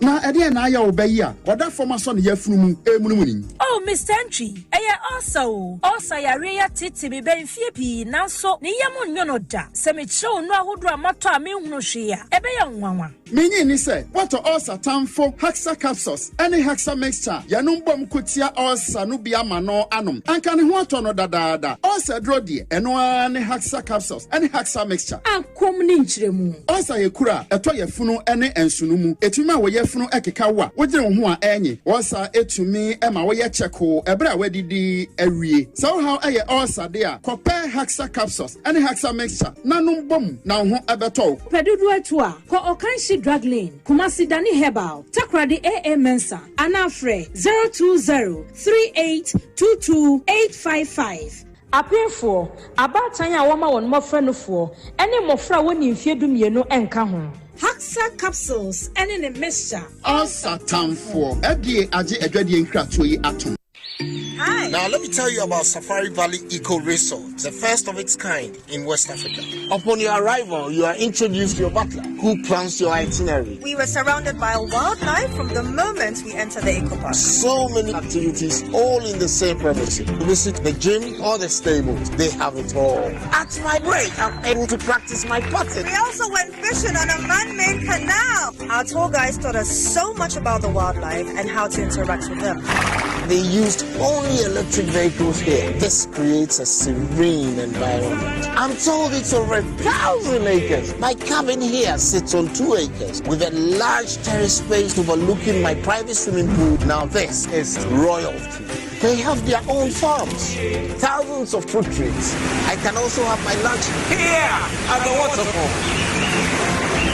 Quite a beautiful place you have here. Visit Safari Valley Eco Resort in Ghana, bringing you closer to nature. The serene environment fits into the goal of the school, which is simply to provide excellent educational foundation for your ward's development before they commence primary education. At first glance, clearly you will see why the school is called Hebron Hills International School, as the building stands tall overlooking town. With a Montessori style, we have experienced and dedicated staff and trained teachers. Our small sizes classrooms are meant to enhance teacher-focused approach where children get one-on-one attention from the teacher. Hello there. We are open at 7:30 a.m. and school closes at 2:30 p.m. After school care is from 4 p.m. to 6 p.m., while early drop-off can be arranged at 6 a.m. Hebron Hills International School is located at Midye off the Nsawam Road. Locate us with GP postcode GW0688 GA West and GPS code 06884870. You can contact the school and make further inquiries on 050-876-2375 or call the office directly on 0302-918768. Email us at hebronhills.school@gmail.com. Hebron Hills International School. Excel and shine.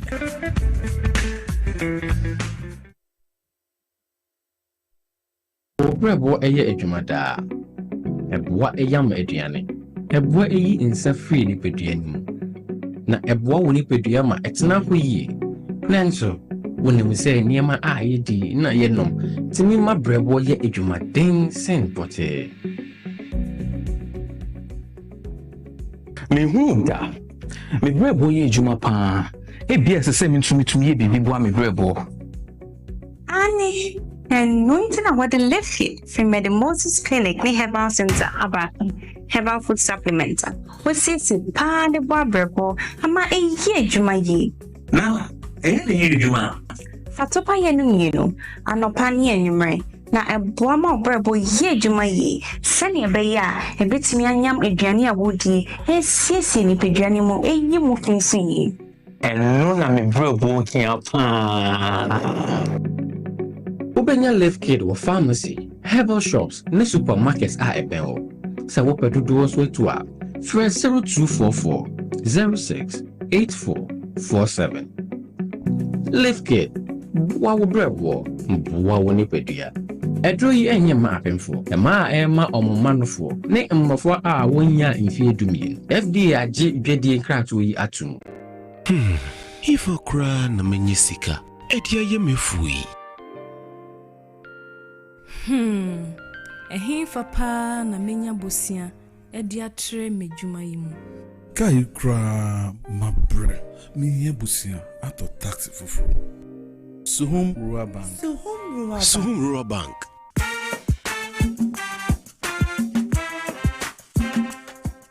Yemamwa kwa baba Suhum Rural Bank. Ye won hye ahodo bi te se dwadifo abosia, ekokro bosia, susu account.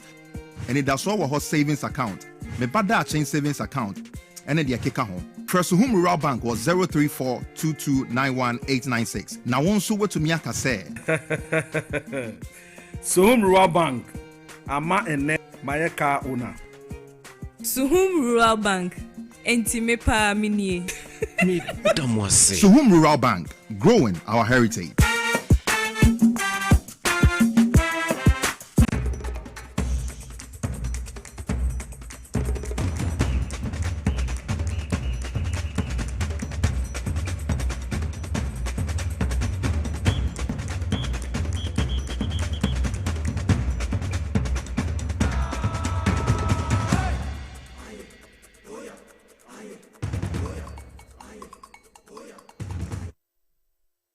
Mesamo Wakwaba Biom Deba TV XYZ so Utie Power 97.9 FM Wakwaba Ediba Inside Politics Mediation baby Edri there and some good bamba so na ye baby di hon komo make us say honorable Peter Yaukwachiaka former member of parliament de ma Amenfi Central Ofieha Saso na ewo ye nua eye Majestus Yeboa ono so na oye president de ma Progressive Youth Federation Ghana ono na mini omo ebedi eye dwumedi honorable Makwaba bibi aboko de bibi aboko baby ofie aboko easy and if we program am dia here so honorable beba program if you boko constituency where constituency boko see na national chairman mati say odru ho free ho okay free ho call Wasekropon east we say Wasekropon east yes atochimo and you free west Asenkrigwa and waba central also Menfina is a call Wasekropon which is the east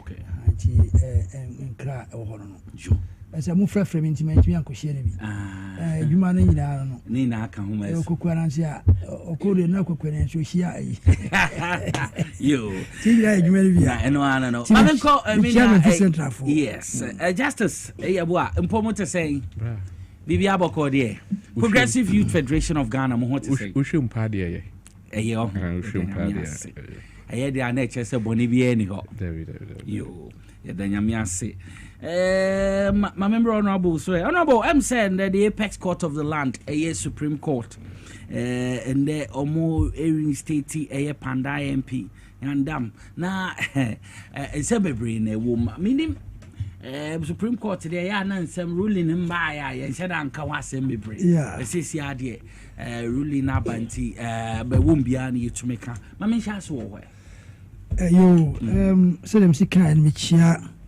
national chairman approval obo Mr. Nyame say onfa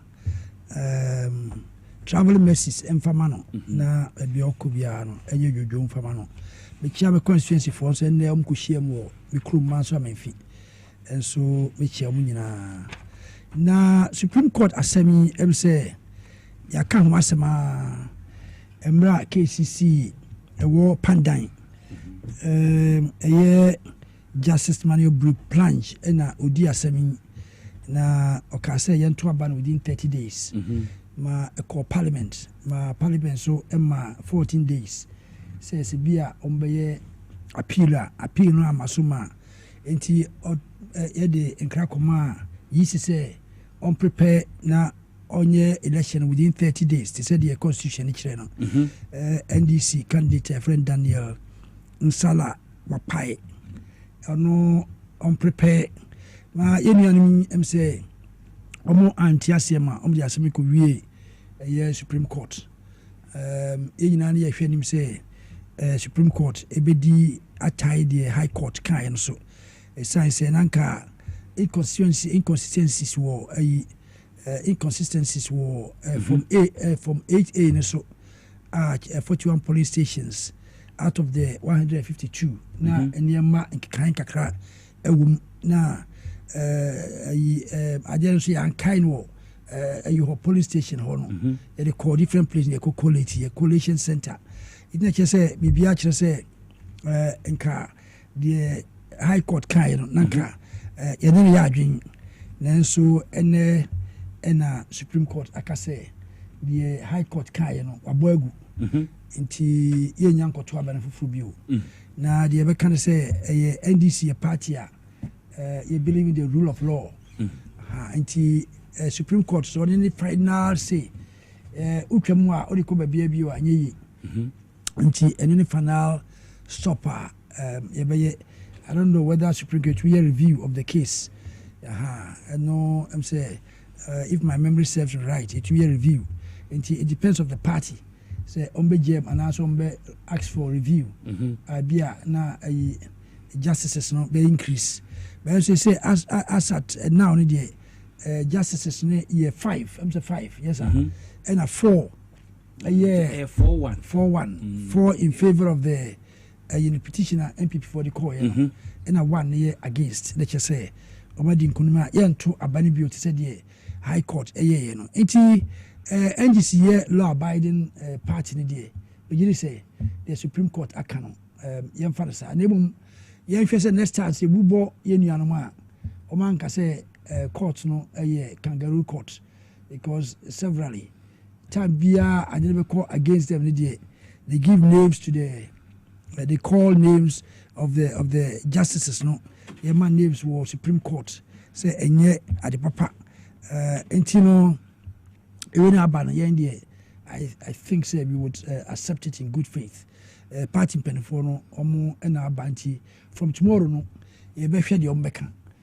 whether they will have another step to go and answer by accept no finally the mom no yen communicate yen very careful say yen say court no na they say court no tutu ne mayi no yen so be accept na yakoyanim ama next time no so say yen so yekɔ ne yedi nkunim a other side no so agye atum na ya ambassadorize Supreme Court no ma nyema answer nti ne yɛbɛka no ho no ema indam trinkwa say wadi bi mo court ho yenua no so a enso nka ye kom wakɔgye because they know very well say the NDC ko die say court no dia nka kwa bia yɛkɔ real run media kabao means NDC will take the seat because from now on there's nowhere election even in Kumasi ayipa no benchia kra no they say by election ban yɛkɔ I think say NDC will win because of what is happening ofie niema pa ekoso na ke be wini nanso me gidi say nyehwe let us accept it in good faith to say the court akano na yakoyanim. Okay, nti honorable Peter Yaukwachi aka no submission ma yentie yenua justice yebo a just to yentie mema wahwefo nyina ha yo na de tie ne se judgment here by nanka mehwe se honorable Afenyo Markin ebe press conference nanka ono so watimi ya kirikirem ama said your ruling nase efa na mahunu se MPP fo di ahurusie se we de Supreme Court aka bia mom ba de tie ne se MPP ayo mo ho se enkwala ne tiri yɛagyegye ne so ama ne tiri mu ayɛ ne dɛ akyɛ yɛyɛ nkwaraa no na yɛfrɛ boy bi kwakuduedu na ne papa tɔbɔ ama no ɔne ne ɛbɔ bɔɔ no wɔ ama wo team mu ne yɛhyɛ ne pɛ no wakyerɛ ne bɔ nti saa na afɛ nnwoma aken nom akɔyɛ anytime biara no ɔpɛ sɛ ɔno team na ɛwɔ mu no ɛwi ne goals ko a but democracy no nyɛ saa ne teɛ na ruling na Supreme Court ɛde baeɛ no wonim sɛ ne ti a watwa mu a ne sɛ Electoral Commission abere biara asɛm biara bɛba biara wɔyɛ abatoɔ nsɛnsɛm mu no na ɔmo ne NPP foɔ akɔyɛ kanana issue no nyɛ sɛ asɛm no ɛsiiɛ irregularities na ɛkɔɔ so wɔ abatoɔ nim no ɛyɛ wrong o ɛnyɛ no na ɔmo ka ho asɛm o yɛka day of filing mmara ne sɛ yɛto aba mmarahyɛ badwa aba no a ɛdi 21 days a ɛboro a wontumi mfa nkɔ court ɛberɛ a ɔmodii kan de asɛm no ɛbaeɛ a ɔmohuu sɛ ɛkwan a Electoral Commission faa so declare results no ɛmfa mmara kwan a yɛahyehyɛ se yɛde bɛto aba ne ho nti ɔmodii kan kɔɔ court MPP bɛfile motion against yɛn yɛdeɛ ne sɛ ɛyɛ too premature yɛka sɛ too premature akyerɛ sɛ berɛ nson sɛ sɛ so ɔde ba court because Electoral Commission and gazette results no okay mmara no nso sɛ after gazette of the results no wobɛtumi de akɔ court enti ɔmo baeɛ no ɔmo ano di sɛ ma ɔmo de ba court no Electoral Commission nso ka ho wankasa and Electoral Commission nso wa gazette no on 6th of January NNDC calculate yɛ no ɔmo de call court NNPP for ba ye ruli asɛm no Supreme Court yɛ ɔmo kɔɛ ne kyerɛ sɛ 6 now ɔmo sɛ ɔ gazette yɛ nye 6 the 24th December no ɔmo gazette ɛne yɛ gazette yɛ enti no ne kyerɛ sɛ NDC call court no 21 days no apa ho issue ni nyina ni okay enti the question is ɛdeɛ ne motivate Electoral Commission mo ɔmo gazette results no 2 times we will be so no motivation yɛ dɛ enti saa deɛ a nature say the first court na NDC call yɛ na on the basis say Electoral Commission and gazette yɛ nti ɔmo ntimi mfa ma asɛm ne ma court no what it means they say the court was not fair to NDC okay what did I mention that say because mmara ne say ajo gazette ansa no watimi akɔkɔ ɛne saa mmara kro na ne say within 21 days and wobɛtimi de akɔ court yɛde yɛsi ate gazette yakɔ court Electoral Commission ntimi am produce say oh ya gazette so what is the motivation that is why I'm also of the opinion say sad crop of leadership wɔ Electoral Commission hɔ say yanhwɛ ampɛ kwan bi so amfa mmara na yɛahyehyɛ no because this is clear incompetence and bias which conform with the constitution that established that office called Electoral Commission. And you ask yourself why somebody like my former lecturer, Professor Dr. Bosman Asari, okay, is still at the Electoral Commission. Because integrity, no, integrity, the omuchire school, no.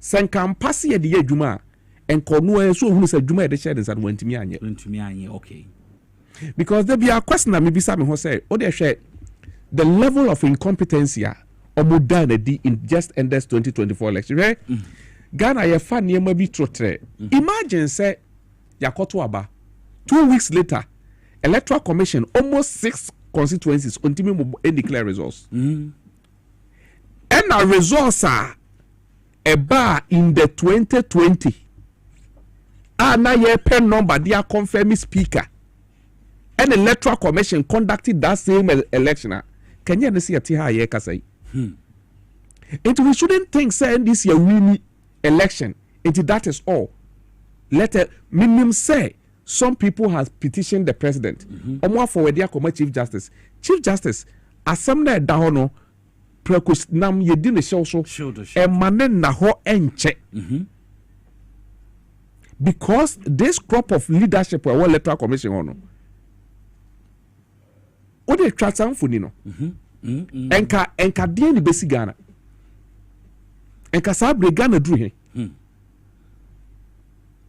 enka chief justice nti ho because kamimfo betimi afọ mining no mu enti obia oye potential threat to our democracy ye nyina ye feel say eye yemfa mo ye bra no you don't entertain such people I don't America say institution called University of Ghana political science department at this moment because department na ye co school na ye wono na I know said there are men of integrity at University of Ghana SSC University nankasa timi tro krata ma Bosman Asare say entity ya unya wa ha wakogu ye nimu ase enti ya disowning e ho de be mama hunu say yes institutions are working in Ghana Boma yes hard it means so no one will be training okay wako occupy this high office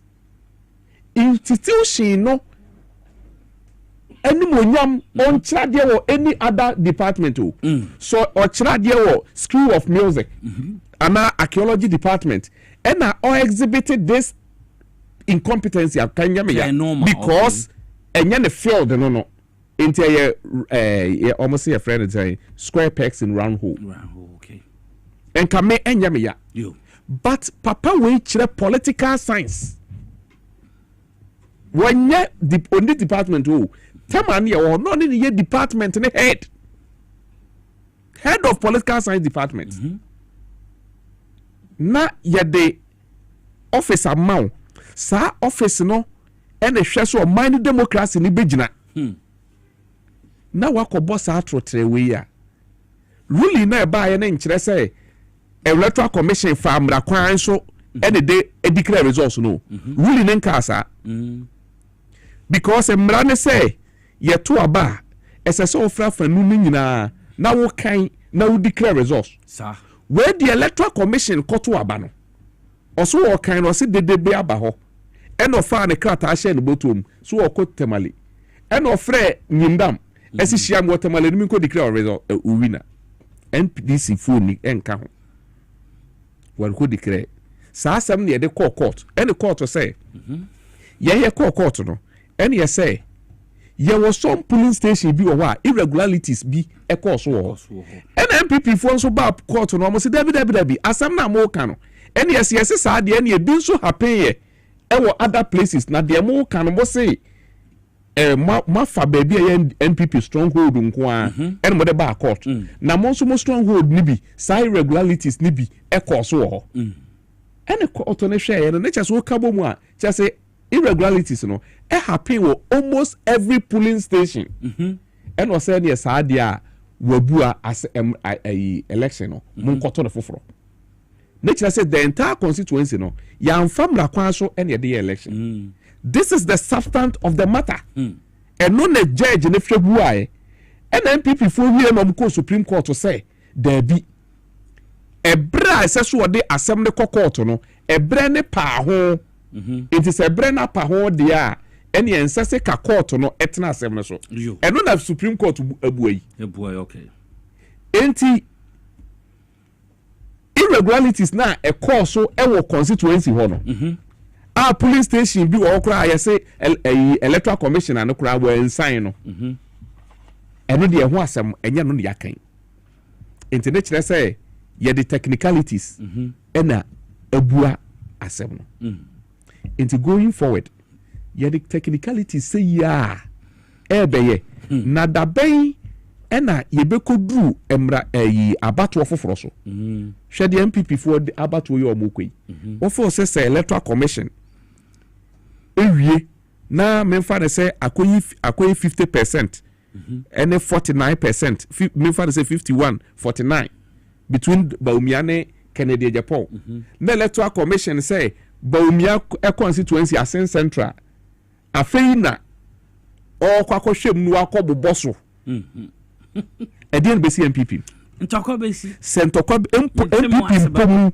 a mo ye kuo ba ko mu for ntokwa besi a ne Ghana and we should entertain this and it's not about MPP winning NDC winning ye nyina nyentum sa de course wo pandai no e ya de ensesi si wo amanyosem ensesi si wo election into nipa wo yes ado we must punish the person so one famra kwan so na we must punish those people so that a best serve as a deterrent for other people or china ye de abato on hye ye be hye omonsa ehunu se man famra na anya dwuma o china no emra no ye de bedime eno no betimi am ye moving forward enti be de we no me hu ne se we alusu we awini e ade eye yenkobose anase ye ma ye renho na emum areho ewom ne se oman ni democracy no abato so abato omo ehwe abato so e wo oman nim no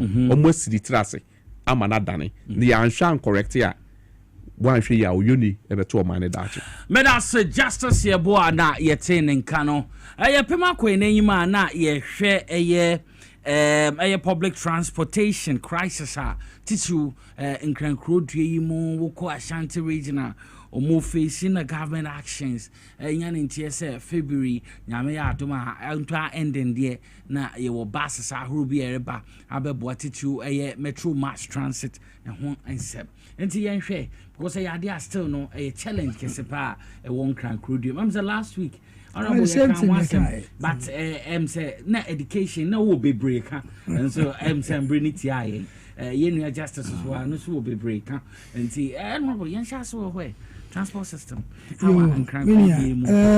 transport system ya kan ho asemi ade a hadwi say bonye yenim say nka bonye bia so a transportation ho de kakra esan say nipa bebre eba etukwan o ma ye ko ekruma ko di bronya o ma ye ba ekruma abeto ne ma dia ko di bronya enti ana ye usual even airlines and the adina the say ana omo peak period but the year we say after Christmas so still them problem no e wo ho you say enye festivities no na ama ayesa na emom no problem nkasa wo ye hwem no say government transporter omo ye no buses na omo no bebre na asese ma aban hwe no eno so abomodna kra 300 buses ebedu any moment from now which is very good. Government respond to the needs of the people. Just say ba ebetumi aboa na mama yan hwe no long term esan say this is not the first time I buy a crab bus a bus system before and this time I say President Mama ya or crab 500 buses at the buy before that sooner them companies another 500 buses into at a particular time they had over 1,000 buses. The last we buy piano a cast and also 180 and 140 buses.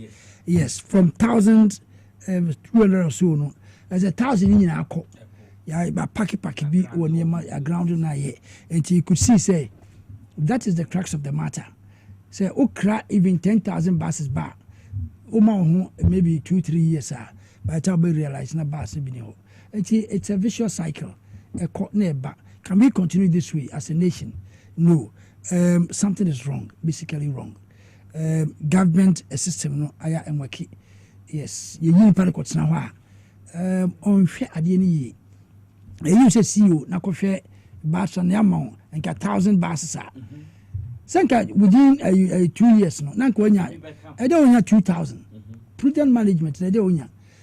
Wa kasa private for you start obi wa or start with rikiti bus bio. O ma yes. 1-2 years no now one start with VIP no. VIP not many of them will get money to buy. Or shall say trot trebi ewu. Oh yes no ndam sa no nyeska na akoto we ebi kura start with taxi no ya na koto bus o ma na feri akoto sa VIP bus bi orania within 2 years no na okura be 3-4 man be 5 years na or a fleet of cars near the why say they are able to do this and then as a government we are not able to do it I did rethink it is not only say government a basia na kokra near the abigum no it doesn't work and you now I say I'm not to say by a partnership with the private sector yes PPP no and no government should just partner with the private no more running system no not them bloated management near the adin because we are okay our corner one more CEO deputy CEO research assistant we research manager you were personnel officer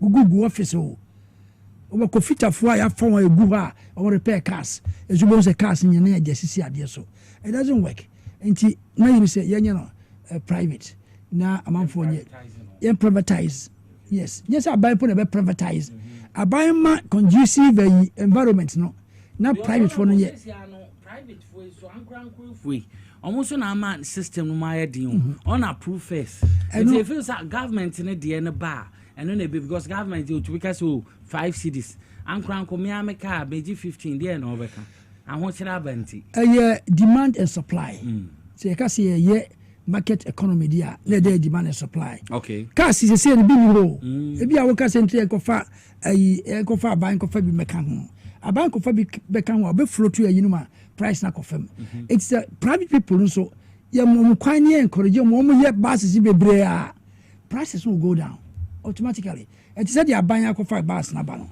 private so balance a bua and so ebe help my price na go down but that we cannot continue like this. Now, a government, no, crab buses at a huge cost. Now, but within 1 year, no, near the idea share. I say last week, I said, bus be almost 2,500 cities, 25 million. Now, bicycle. Now, I say, yes. Now, motor is. Matis engine. Yes, yes, engine. Now, a motor. It's a motto. Aboboya. You could imagine say a idea about yes. Yes, it's a bunch of strategize. Every human being innately no bad. Obia per se nka onye adwuma kese na nka wonya no onya eska. That is the human nature. The government is there to regulate the system. So we join per se police when you on your part. Whatever you want. You sorry about from morning where you just take a besa. That's a chance we have about first get free. No, that's humanity. Into young buyers are buying or regulatory system. No, and your police, your military, your laws, your war, not your man, my those things in cost. Into so people are nipping your bad. Something should counter the bad na ye no na assumption and to bass it will not work of those days na you should suddenly a socialist country na never cost ye school books you the bar a cupboard mo bia wi boys side books guma na e bia amfa yes that time no because that time me ma be no mkofu mo mba but you know cupboard mo bia amfa but the classroom gates in the crown yen no it's a good idea them ma me ko from ba o ba be find your go bet is fat o da odi abro na odi o yes first no ya ma me ko from ba body no okowo fufu abanu kunti body no o de say ahoma so omu bubu bia tretre no de bia kapre na o dia sen ho obi ante ho ya de intimagoa sen ho uba na hu body na you body na discount na the abonti manano oh yes I saw this villages those when I was a kid na center da konokrase obi antra ho nton I am fancy we dey see who kwa no discount to we na uko that was the system and then na adwume na mori junction ne yamna Yes. That is how we were trained. But this time, yes,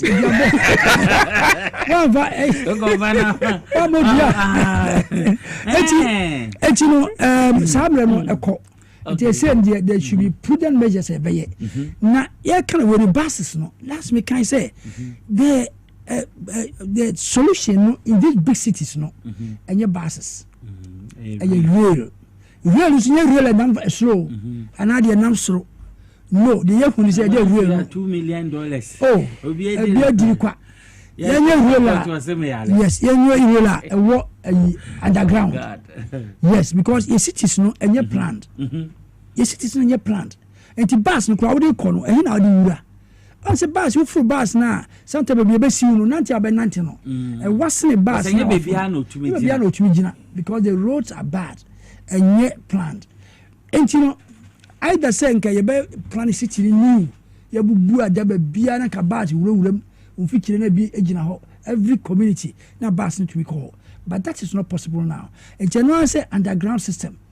And no underground ye bia maybe between underground and anything. Oh, why not? Meaning I am man kasa. We can do it. Okay. So if you bet on gold board, within a 1 year 100 billion no. 10 billion 10 billion a day. Yes, it's possible. You see, he said it's stabilized. We can do it. Sikana na ya westino. Na importing ya buying over here. This time no consortium of how private people and they come, they have the money. Government will go into agreement with them. No, but within 2 years they can build underground. Inti Sametuasia, you had to say expressway money a road senior idea. Yes.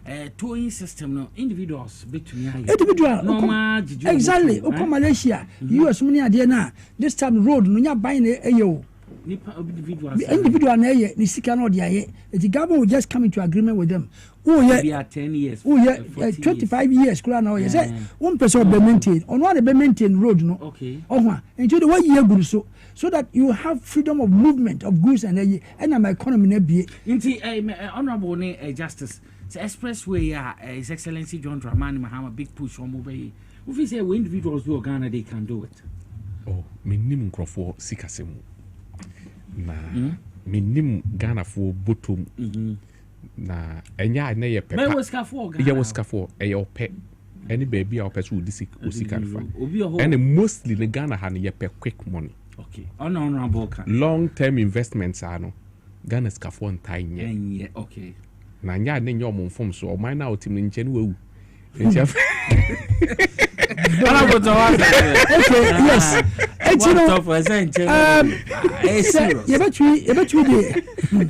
bet me the ideas na Ghana for me. Yes, near your side investments. And now say developed countries, yes. Malaysia no road no a dem individuals na Kumasi from here to Kumasi no bonse bia nipa be 5 different it we kwa okuka kra bonse na ya chama we yeri dia 10 kilometers no agini toll the next one no o kwa no no agini toll sa no ye but it's a first class road from here to Kumasi no and take you be 2 hours and individuals big companies between here sa omo be ye bo mo pa be konsa money. Yes. Start big companies. Yes, do it. Yes. Into o man be maintain ni ade no original ni toll. Yes. Now people will benefit because toll na obey no because fuel ade be ko road no so fast no obey consume less fuel. And now o cars maintenance so as obey less. In the end no you be gain accidents so be less.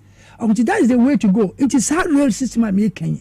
But me castle. President Mahama is capable of doing. Or them oriented. Or development oriented. And you know, sadly, they can't say it is possible. This underground you know. Yes, all the chisel near the neighbor too. There be your machine, boring machine. I see why. And I say two. kosa etuna e the shell no hihye it is underground mining okwa aboso mo ne ade ya we the machine we mu saa to ukrom so na wona masa yes first near the yin ebobo this time the machine wo ha we sia na no abo within 1 month no obetumi abo na obo no de no shell no hihye machine hihye na de do you know say track no de enti eno no ye faster ena eno government your buyer say ye electrical system ohwa electricity system no obafia ma na ye o government ye no sa infrastructure na obeye ma ayenti nimpa oba no oba investor na ba you know obeye electricity amount because how really nyina no electricity we are few no they say nanka from here to Chama within 5 minutes we do so I called London underground payer. Yes, the whole town in underground in a rail system. Your blue line, your red line, your line. Of course, Singapore, yes, the same. This time, that is the system ever. All the major cities in the world, no, they have the underground system. But nobody should say, we have the resources. I bet me, good governance, say, na investors, no more by abroad most cabin breguha, individuals. A bill of say 500 billion or the other, or pay baby, I could face Kanagu. Now I generated the amount. Yes, I invested. That's all. So, but honorable, it is a okay. We ain't share, say, ya commercial driver see. Ubianka sabe boni tirimopo. Say, ye say, approve fair 10 cedars. Now, I or say, I dare say, about 4, 5, 6 require. Or 30 cities, what power before, what power member for. You who say GPRTU or more tax force, no, airboard pay to check cars and be to check drivers in the idea. The antenna, yes, sometimes so, man, boy for young boy, I mean, every day, I am a bit careful. So, yes, be a bit careful. People are bad. People are bad. Yes, nipper and I afraid because skip the milk. It's a situation nobody are. Only the economics or we be over skim with the milk. Just a chance nobody are. And your own fanya na on skim na onya ne prekon. That is there. I can say yo. No, it is up to us. You better mitigate those effects. No, you better rules near the be a be say okay, let's we'll be able to go against the law. No. Or the chill near prosecute to serve as a deterrent to the others. Na nina so they say. See parents are quite making as a travel and see. If you are making Singapore no Indian bus no. Every minute you them buses EB. Every minute na bus number. Now Janti where could you and yes 2 minute campo. Yes, oba no afu. We're back because they have the underground no so until you there is no way because of original station easy until one no na small buses in now wouldn't say carry na be free system trotro ya utinu asabe na ade wan hwa ade atwaw na emu neat ni ade no all of them will automatically phase out or never be you don't force but oye bibi to counter almost one phase out. Those are social cars and all the bin over here. Sir, make bon shake idea. So face out. Near all Fansabatum Coop. Who will be Fansabatum Coop? Now, that's an name. Fansabatum Coop. A seat in you saying. Sit, you say. First, what's your face? As a soldier for. It's a Fansabatum Coop. Yes, I know, friend. And that is when you. Yeah, go school, secondary school. Bon shaker. Most of those cars near Bedford. Bedford. Brand name of Bedford. And Mercedes Benz. Bedford now name of Bedford. Ford, yes. And she Yama Essana and no shoe face out. And she say you improve a system now, transportation system now. Once all these things automatically be face out. And you mama chiti so no I could see her now before because the alternative is not there. Into the American young fan is serious. Yo. Anya Accra, a back Accra no. Accra. Na bus no kra would be brain be guma. What are the roads? The roads now congested. Na lanes ni ye. Into buy a bus, a bind bus at the bar.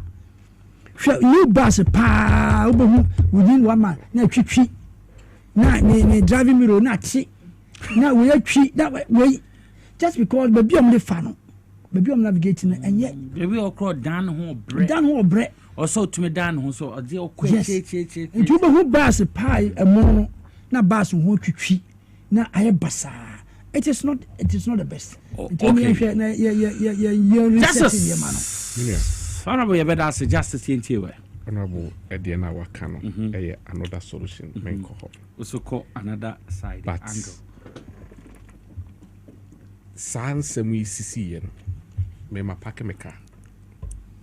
Apaka Afro trotro ni bi. And so person hwe me koso. Nah. I think say we've not even understood the problem. You see, we are looking at it from one angle. Okay. To me, for government to bring more buses in, one step. Okay. But the problem will still not be solved. Problem near there. Time being pa na ya ne traffic in the world.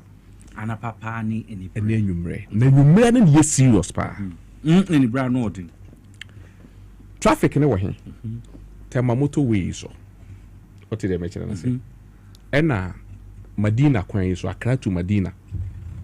Ena Accra fa connection eko Kaswa. Accra fa Achimota e de Konsawo. E ho the problem no pa. Kumasi de enso e wo ho. But minia obehwe baby asa problem we nyina wa all this road except Medina dey under construction. Sir. Into one traffic no construction ye kwan no e ka ho. Two minia ade a yemfa yadwen ko ho. Minimum who is in charge. Honorable Matram Rashe Bedwamu idea. Make a problem na yenhwe who is in charge. Yo. Enkrofo wo car sa omo de ye adwuma wo krom ha. Obi a to car otwa sales. But ye wo fair yeje. When regulatory sales are drivers ye wo Ghana. Obi a regulatory yemfa ya dwen ko ho. GPR chief na krent. Me ontimi o. Obi na ato ne car. Oso ba be fa car na yes say a day. Into when you took car na driver expect says no. Owner no expect says no. But traffic wo krom. Anopa ubedi traffic mu a enumra wasa di traffic mu. Enti awia kakra ne so ode be adwuma ne sa awia no. Passengers nso ndi krom sa. Enti driver na enu enumra no nya ni says. Nya ni sales the correct. Yemfa ya dwen ko ho. I can see. Enti when regulate sales no, ye de dey ni gina so twa sales. Se driver ni ntime mfa ne pe en charge wa. E dey ni gina so bi twa sales e wo Ghana. Ministry of Transport. Any agency CSC be solve problem we ya. Sales no, e dey ni gina so bi twa. Time one fuel eye say no me eye say ene yate sales ne so ana enti wo se driver ni to ente lorry fare ne so a se me call 5 mitibi tua be eye me sales a wo te lorry fare ne so a wo be da so akọ 5 na wo betimi eye sales na ene ye 1 excuse me 2 eye lorry stations in Ghana share from Accra to Medina. How many lorry parks do we have? Accra to Medina. Aje 37. And when you baby Aje 37. Dia kani na ye bus stops. Bus stops no correct. Bus stops station. And station. Bus stop ye baby a wuduru ne car enipa gina ho a no wa fa no obi besi a no wasi no. And then bus stops ni na eye adani baby a ye no. Ni na adani baby e no du. E na ya lawa ma junkies bia ko gina ho. E no mo efre who book my for.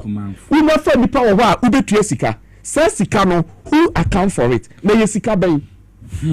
What can some? Hwe obehwa baby a udre ukodu hia hwe nipa ejina ho obi gina ho giska o we are driver no ofa nipa ba akokro ho oba giska enti at the end of the day no driver ni ne hwa me ya adwuma ma o etu bi okro du aye na bufu obetwam akọ onfa nipa na nipa ni gina ho one first come na ye omune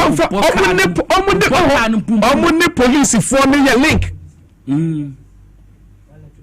abamba sisin na buka for me se omoji identity yes allow sadie we ma de koso o mu and nobody is talking about it abanka cries me say nobody is talking about it. Wow. Why should it happen? The minim me say oko station na utua booking fee because obi ni jira ho regulate me niam ayira ade o te ho na o te office no ne ho no meko ono so ye betua de ka e make sense say ye be plus station ho ye betimi de no so asie station ho e make sense na sa o mu ejira bus stops na o mu gigiska no me de no no na so nipa ne begu kwan ne wana enti driver no du a otimi kire say wo me ma o fa nipa how enti o national security for bukrom eso o mo nko for so driver for e mo mo tete o mo lorry first so a me you are not being fair to the drivers. How many cars can you arrest a day? When those people are there and they are not only effect or minor transport system so and no more by middlemen. How are we not tackling this? Omakra to me charge bob driver and say me tuesi my catch him say no muntua and at the same time the team ya chichiri kuro e wo man mu obi sori a oton asase without taking into consideration say enipa better nipa na better on befroka adenti ni yetimi work oman a ofiri akra ebesi koka madina kosi adenta me say kan lorry stations do dozen wo enti driver for no mo do way e kwan no wo mbelodu enu nti udu kaneshi ahwe fa kaneshi sa bus akesi no minor boka I get quite 3 lanes time am kai time and one cry ani kaneshi o kwa aka ba ko ba de ba ku san ho ne traffic wo ho pa akoka so a o minor boka ye lanes ese de be ya car ebetimi edi akoniaba na obi akopake car sa bus akesi na lodu kokolebu na de no e pake kwan wo ba bia ye bus stop no e ho de bus pake enti ubru ho no be sinipa e kwan ni ba bia car ne nam no e ho no be gina sinipa with a quantity misia na kaka ba akope na no ne nam ho meanwhile the opposite a police omo kaneshi division so dey no e ho no omo afraid dey yetimi abe accept e the barricade asisi ho e kire se kwan no police for achemu yenu e ha buses akese ne mpake ha ne ha enipa mfa yi ka mfa at the same time baby enipa be fa no so yesa to anyema wo enti traffic ni sia driver ni betimi di traffic mu be 5 hours na omu nkran obeden why says meanwhile sa buses na esisi wo no koko bisa honest media mi mabisa me say police for pay for na dia so se me boa ko kaneshi ekobisa sa buses na tintin na bi eye Kwame Nkrumah time buses no ho anom dia hwe asamin lorry station ejira kwa hu le lodi why say me bo region anything time abo mo friend say pravio say dey buy na omo kasa omo nye wo kroniti mama omo nye mba krom not so say police phone penifo ne penifo na omo ho na so na akototo sa pravio begu mo rapo no bo ye adwuma hwe to be here ade ekoso o man ni mu no enye who is speaking for them omo so ye nipa omo university driver for no bi obi card wakoje omo so di adwuma me I'm speaking like this because I understand the issue aban koto bus begumu ne traffic ne da so wo mu a enkosi aga enkosi hwe eno kura be san we see case no because why na ebe gina bus in 4 hours from Accra to Medina let's solve the problem there should be district and municipal assembly for na wa ha no they are lazy they don't think outside the box share enye omo gas no the policy implementers implementing policies at district assembly assembly bylaws honorable okay okọ lending baby a ne car bi akọ share Accra a central business district na car efa nipa 9 12 11 in Oduko Accra how many cars they be call where would they park it will then obechoki nyansa chere say obechoki and if you want to develop a system and a metropolitan said ye person ye Ghana na why say untimi regulate say ubef no do ewura Accra dia bus e what this capacity ni be wura ho enti nya trotro bia de wura to decongest the place and you're thinking kitwe wura kese wura why be fine enti basa akasiafo ni disadvantage because ketwa no betimi navigate sesi ano no na ekono kese no ntimi enti kasiafo de kra no on pese obekọ Accra ntimi so o se mebu a class akase no do say no do kwa Accra center bi na amasa aka ya be frɛ Voxiana yes and they take advantage buses na isu no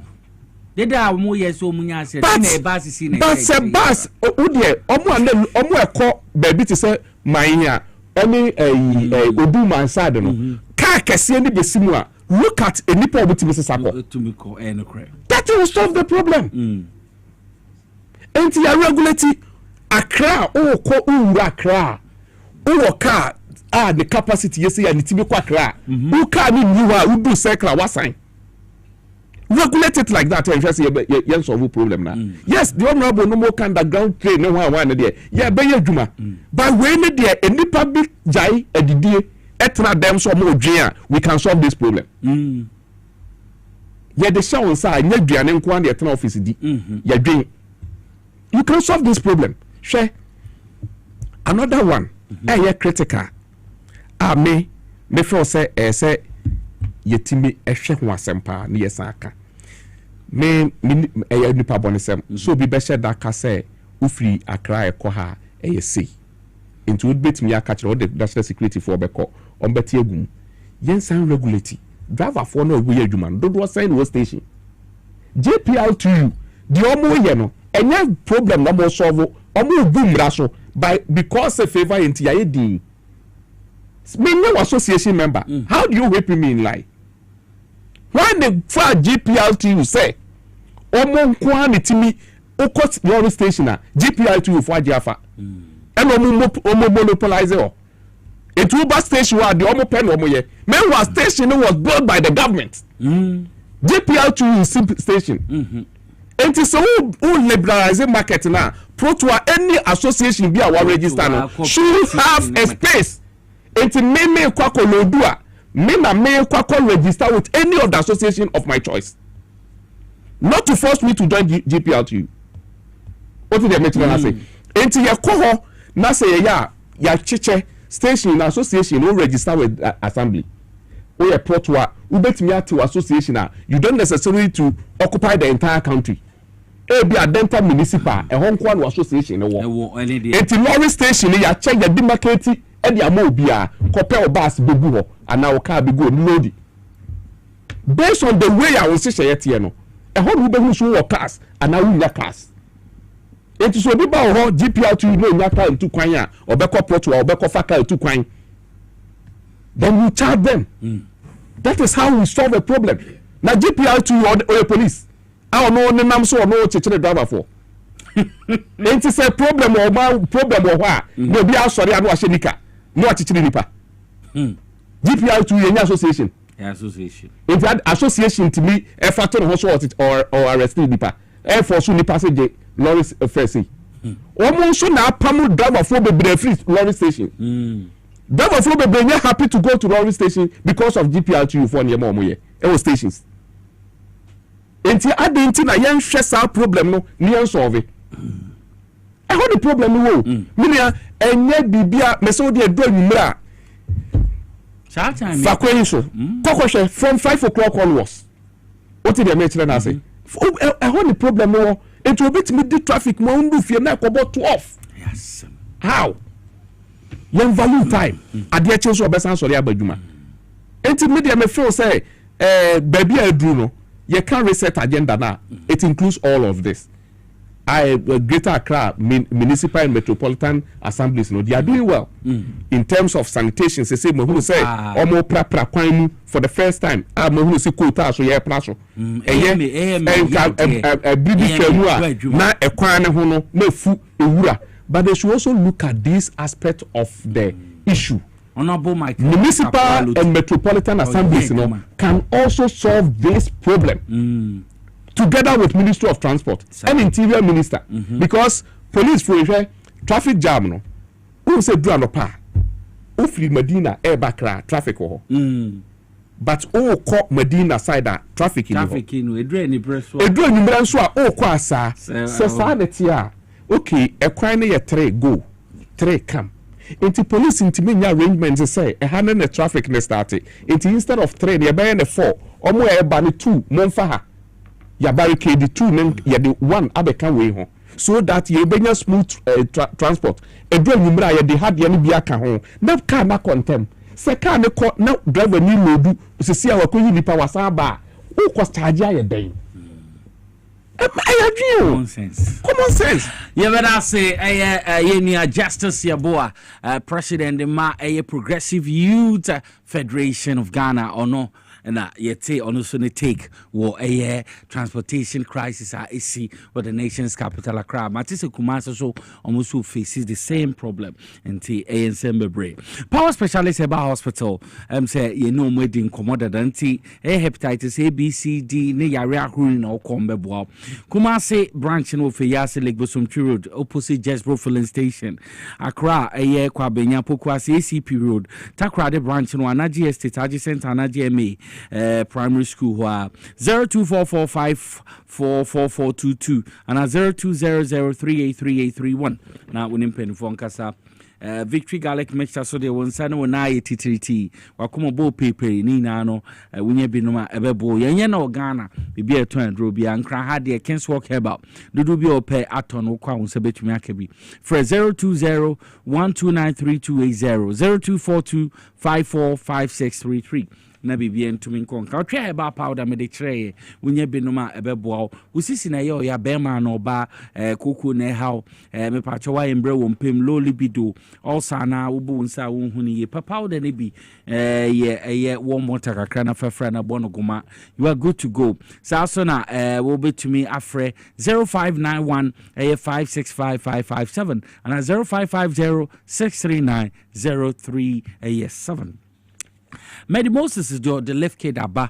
me patronya bi ebebo liver no ho ban to se bia na dwe didi na dwe duane ne ade se anyo nsu yedi ni na na mbo ye liver nti empe bi no na ebeboa ye sa so na ye herbal supplement ebo ni paduane papa nti per left kid capsules ne bi towo pharmacies herbal shops and supermarket ato apete baby from Moses was 0244 068447 Safari Valley Eco Resource men control say me pacho to anamona bra ho no ba weni beje Safari Valley Eco Resort a 4-star forest lodge resort West Africa necessary ni ha surrounding wildlife will be hu antelope zebra maram one de bebre nankasa betumi gya bi hu ne won atwamfo yin kama pa so na bia obetumi adanti accommodation papa om de be mo obenyo private swimming pool nti wo ye conferences day visit weddings, honeymoon, birthday celebration in obetumi ekudi wo ho kama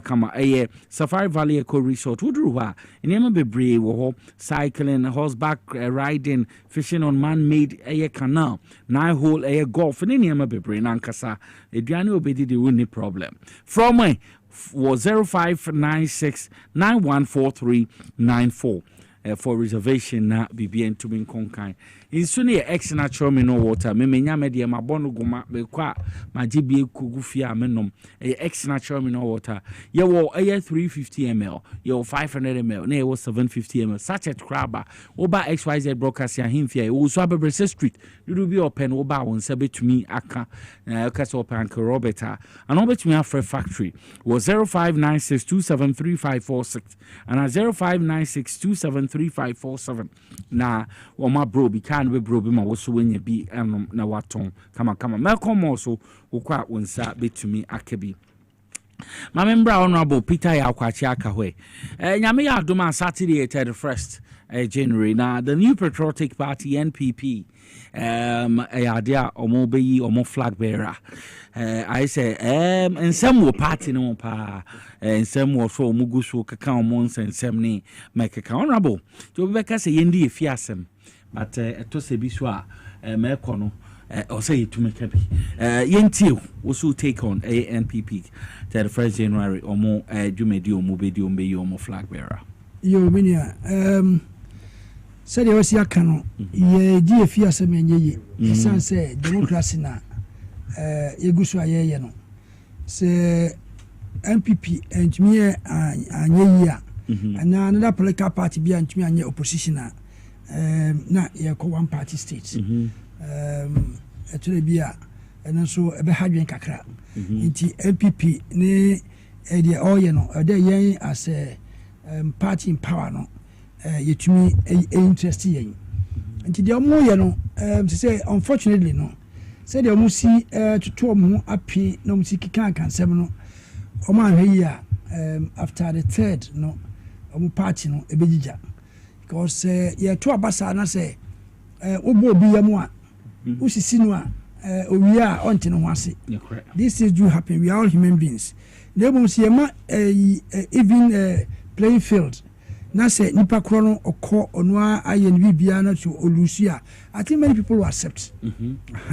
Now hwe de okosi a atemdi die ni ade na doso. Yes, inti uka obi ho asem pa na bedroom bi no or the cha enye ye. Last time I gave example. Yes, wo miami ha ba minimum na mo di matem.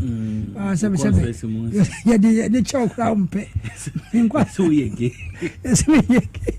Miami ma kra odi sa ba bi sebe bio odi ban ha umpe. Ezuna oji watem during primaries because on one side yes anu a ya ntetore bia ye we na omhwe onwa so hwe oba bi pa na ni papa o kan bi ase bi kire wasabe na me na policy na nunna ana mali ya no o kan ensem bia oba wie no o wodro anye yi nti ebe ha nipa no na for reconciliation no na ID na mum ye campaign also wo policy ade ba ni nye we say wo ye no enye wan kimi nya dwuma we yi dwuma we ye nke de wo ye say me ba me say that is fair. Na mo say ba ni personal life na wo di atemu a ene uya na nkanka wo be di atemu ni a then you need the support of the other person na uji na atemu no ene na very difficult na e say MPP for no omo face that problem no. Yes, we tie social media na ade otu say nyema akoso no hit wo papa Kennedy ni yes name say branch wa no abobia wuram yes yes abobia yes asana party mu na nyansa ni ni mu I say you hwe we dey okay so Balesi Park wo na last week we no make kan waso yes now hwe dey opinion Professor Frempong Boateng kan ya so mu na uchu so mu nyina no ade bi wo mu a eyo mu ya ensem bi koso mu mpe it wan hwe ni ya history will repeat itself. Okay. To say the PNC a tin who free yes CPP PNC or tin free MPP home. That time Victor Usu time we are from PFP. We are from PFP. Aha. It's a year no a year way of Furiata. Or tin UNC and sa a clean. And a ma omulusu to Liman. Ndi na mi ni hon. So history there. No alero. Iti media me can say for the sake of their party media in kaba we winia can winia in kaba boa. Yes. Ought we win a general election no NDC is going to win. Rain or shine. No I believe say obetumi appreciate it or better Baumia ni no ye no Baumia, but I believe say utie mu say Baumia is bent to win or we need ya any NDC the goal because it's going to be disaster on to win kasa economy no bio on to win no economy here we nyamba so an yes that's my take that's yes sorry akoi afraid mahu be dienti agana kwa ho kire mu no President Akufo-Addo kan na minim se nano na apa but se amanyuko wo ho na amanyuko ni nyina mu nyansafo ne Bawumia minia ne chese na nado kan ese Bawumia ni o ono ni Nyankopɔn di wiase nyansa nyina ma no aposu se cabinet ene na pose cabinet mu ho no na nyansa ni bia di wo ka Bawumia ho wow enti amamete di enti a amamuo no e course ano na asedan kasafo awurade sa NDC de ye wonyansafo bebre enu ni ade a Nyankopɔn de adom omai Ghana na nka enti ase sa de a na kwete say said I selection e de nyansafo ne kwa afa ene ye de Bawumia no so kwa afa because said you almost kika chiche omu nsemu de sa na ya kire but me de me fo say nyansafo wo MPP nemum na nyansafo ne kasa me fa so mo kasa ni binu nte ase enti basa wo kasa no ye mfa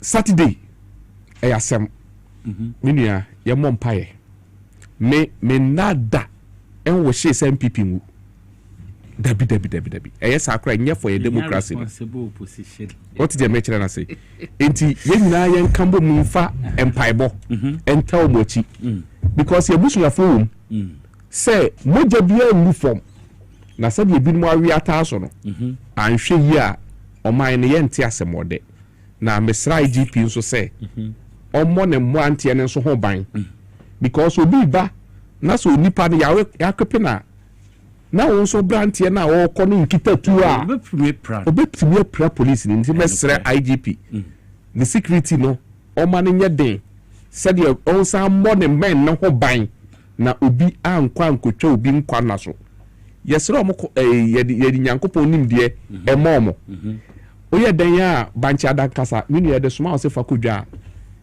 oyɛ dan ya untime nton enchan ba irepo na ɛno nti MPP no sese adane banchi adankasa enwo ye de sumo obi so onfa nkodwa enya de ye hwehwe bibi papa bi afiri me de manu si bitu Bawumia fo me ka kire no ese samampom gentie o Bawumia yetu na ehia ye tu ade hye kwase ansa hwe de MPP fo aye de MPP ahye onsa piepie wetiko ene asa wo no aye bone mewa sa amanyokuo ni megudada de ogu ne nso te ho ene ne ye de napo abeka ho ye so sesa nunu a ni napo abebo me ensagu ense de asantifo ni bi kra ka na se Bawumia wini opompo obesa de Bawumia napo akọ running mate okay enti oye dan a wo aye bode but as Maminda Justice Yeboah as president the progressive youth federation of Ghana